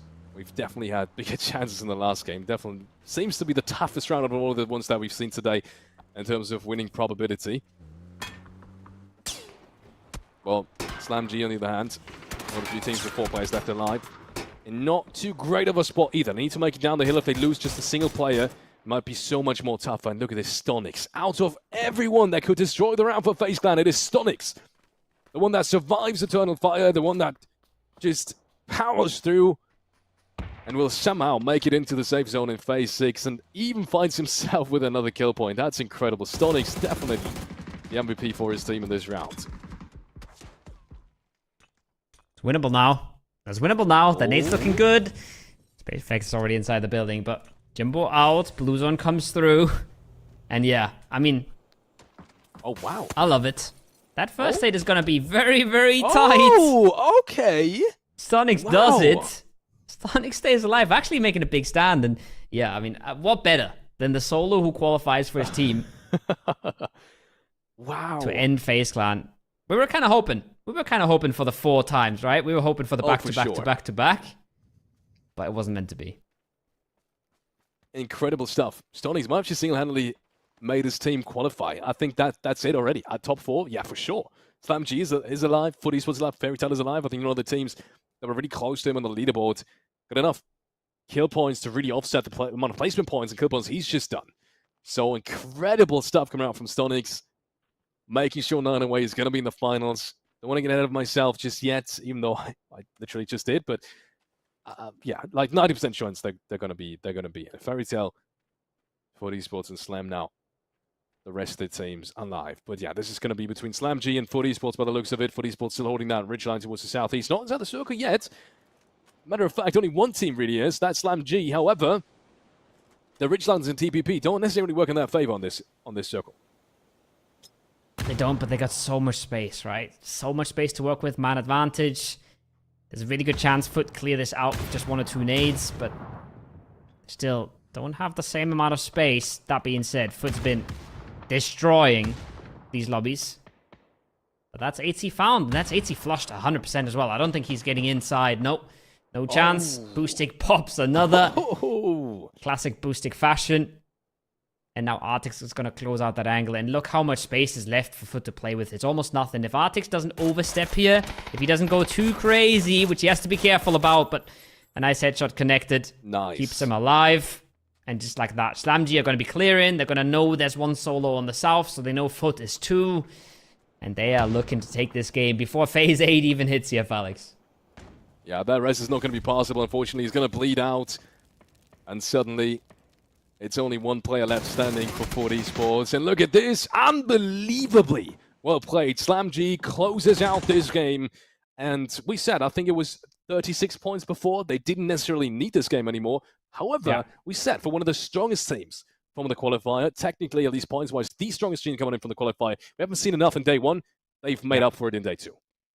I was hoping for it. At the start of day 1, I was like, I'm a little bit surprised they're so far down, but it's just been 4 games. We've seen that some of the games were unlucky on day 1, and I think they've proven that to us today, right? It was an absolute show of the amazing teams running away with it, but SlamG consistently getting the points on the board, closing it out with a win, just making sure that nobody forgets about them. They got 7th in the last Masters. That was with all the partners playing, all the teams that are going to global LANs right now in the lobby. So they're a team that's absolutely respectable not to be messed with, and they at least give us a bit of a glimpse of that in the last game. Yeah, really well played. Got to give it up for Foot Esports again, though. Plenty of frags once more being secured. I think it's been 7 or 8 again in this game. 8 assists for sure. SlamG, however, with 12 frags as well. As you said, they did well in the Masters. I'd be interested to see if they can perform just as well in obviously the Super Cup that they have just qualified to as well. However, let's take a look at some of these highlights for today before we have the final leaderboard for you guys. I'm definitely interested for the Esports because I think 9away is probably not in 8th anymore after that round. They might even be in 7th. So whoever takes that 8th spot, we're about to find out. However, once more, let's take a look at some of these rounds that we've seen today, especially the ones that FaZe Clan has won, which has been almost everything. Which has been almost every single one. I was hoping for it. I was a believer, honestly. But that is how PUBG goes, right? It's not really Mexi's fault that 9away solo sneaks through Eternal Fire, somehow outlives that. Steps him in the bag and... Steps him in the bag. Stabs him in the back. There we go. And ruins the game for them. But this one was an interesting one. Because this one, the first one, I thought Foot had in the bag. And FaZe absolutely just took it away from them. FaZe played that game better than Foot did. Yeah. And put themselves in the position to even run away with things in the fashion that they did. 14 frags for FaZe Clan. That was the very first game. And for Hope, let's take a look at these guys. Start off just as explosive as they finished the last game here. The very first frags against Eternal Fire was just a glimpse of what these guys had to offer in map number 2. You remember that was the round that Hibaku had this crazy clutch. We're going to see it in a second as well. Turns around, gets one. Left, right, and center. Scouts for the remaining players. 1, 2, 3, just like that. Wins the entire duel. And for everyone else towards the bottom 8, nothing was really working, to be honest, in the first 2, maybe even 3 games included. Just the last game, we've seen glimpses of some of these teams activating. A lot of teams really just, honestly, just having such a scrappy day, just fighting for every single point, right? We're seeing a lot of it on our screen, right? Go next there, staying alive in these fields forever, just to then not make it out. Ascend getting into a few late games, always falling short. Bushido playing one good game in the day. So many teams just fighting for every single point, and then everybody at the top was just laughing. Everybody amongst the top 3 was just completely farming, so... just playing a completely different game. You can see Gustav there. No doubt in his mind that he's gonna just sweep around that and take it. While some of these other teams, like, it felt like such hard work for them today. Oh yeah, so it was indeed the pan. I just saw that on the replay again. It was indeed the pan. If Gustav would have gotten traded there on his incredibly confident push around that backside of the shack, where he was in theory open to his teammate, which I think wasn't bad actually. Then, yeah, everything could have been very different. It would have been down to a 1v1, and maybe FaceClan would have only run half of the rounds today, but nope, not like this. But Esports, we'll just saw them in the kill feed there again. Also, incredible day. They just seem to be really, really happy playing TPP as well. I think Pixelic is probably a big reason in that, I could imagine. He's always one to... He loves to try new things. He loves to be... I think he loves this. I think you call it somewhat of a little bit of a reset to the scene to some degree, right? Everyone has to get used to the playstyle again, to the maps, to different utilities and how they're used to TPP, and I think that's something that Exotic is brilliant in, right? Adapting to new environments. Yeah. He's a little bit more open. He's a little bit more interested, right? He's not as set in his ways. He's one that likes to experiment, and he's the one that likes to get creative. He's one of the most annoying players to play against as well. When the gas cans came into play and the folded shields and the mountain bikes, he was just ratting everywhere, finding like new spots, finding weird plays with the gas can and all that kind of stuff. So one of the worst players to play against, but a really good teammate to have on your roster. And it's working well in the TPP tournaments for Foot. They would have loved to do a little better in FPP, but so far in this circuit, they've been doing really well. Yeah. It's definitely been an uphill trip for these guys, and obviously every single one of these guys incredibly experienced. They've been around the scene for so very long. Pixelic, I guess you could say the least, which is crazy to say, but probably the least experienced guy in that roster. He's what feels like just been at the very, very top of the scene. But that's only due to the fact that the rest of these guys have just been at the top of the scene for in the entirety of their career, essentially. So, yeah, crazy to think about that. Even someone like him is essentially the least experienced player on that roster. And he's not inexperienced at all whatsoever. Quick head on over to Freeside, which is a good thing that we're seeing them right now. I've expected more from them. I gotta be honest. I expected more from them coming in from the qualifiers. I thought they had, just as a lot of other qualified teams, they had glimpses of brilliance in the qualifier games. Just when they really had to fight some of these partner teams, some of the very big ones, the big hitters in this lobby, that's when they fell short time and time again. And I hope that's going to change next week. Hope we'll see them again. Yeah, I always hope to see the same names, but I'm always happy to see new names. And I'm happy that we see some of the new names qualifying as well, right? 9away, one of the teams where we weren't sure how well they were going to do. We just haven't seen them in a lobby like this.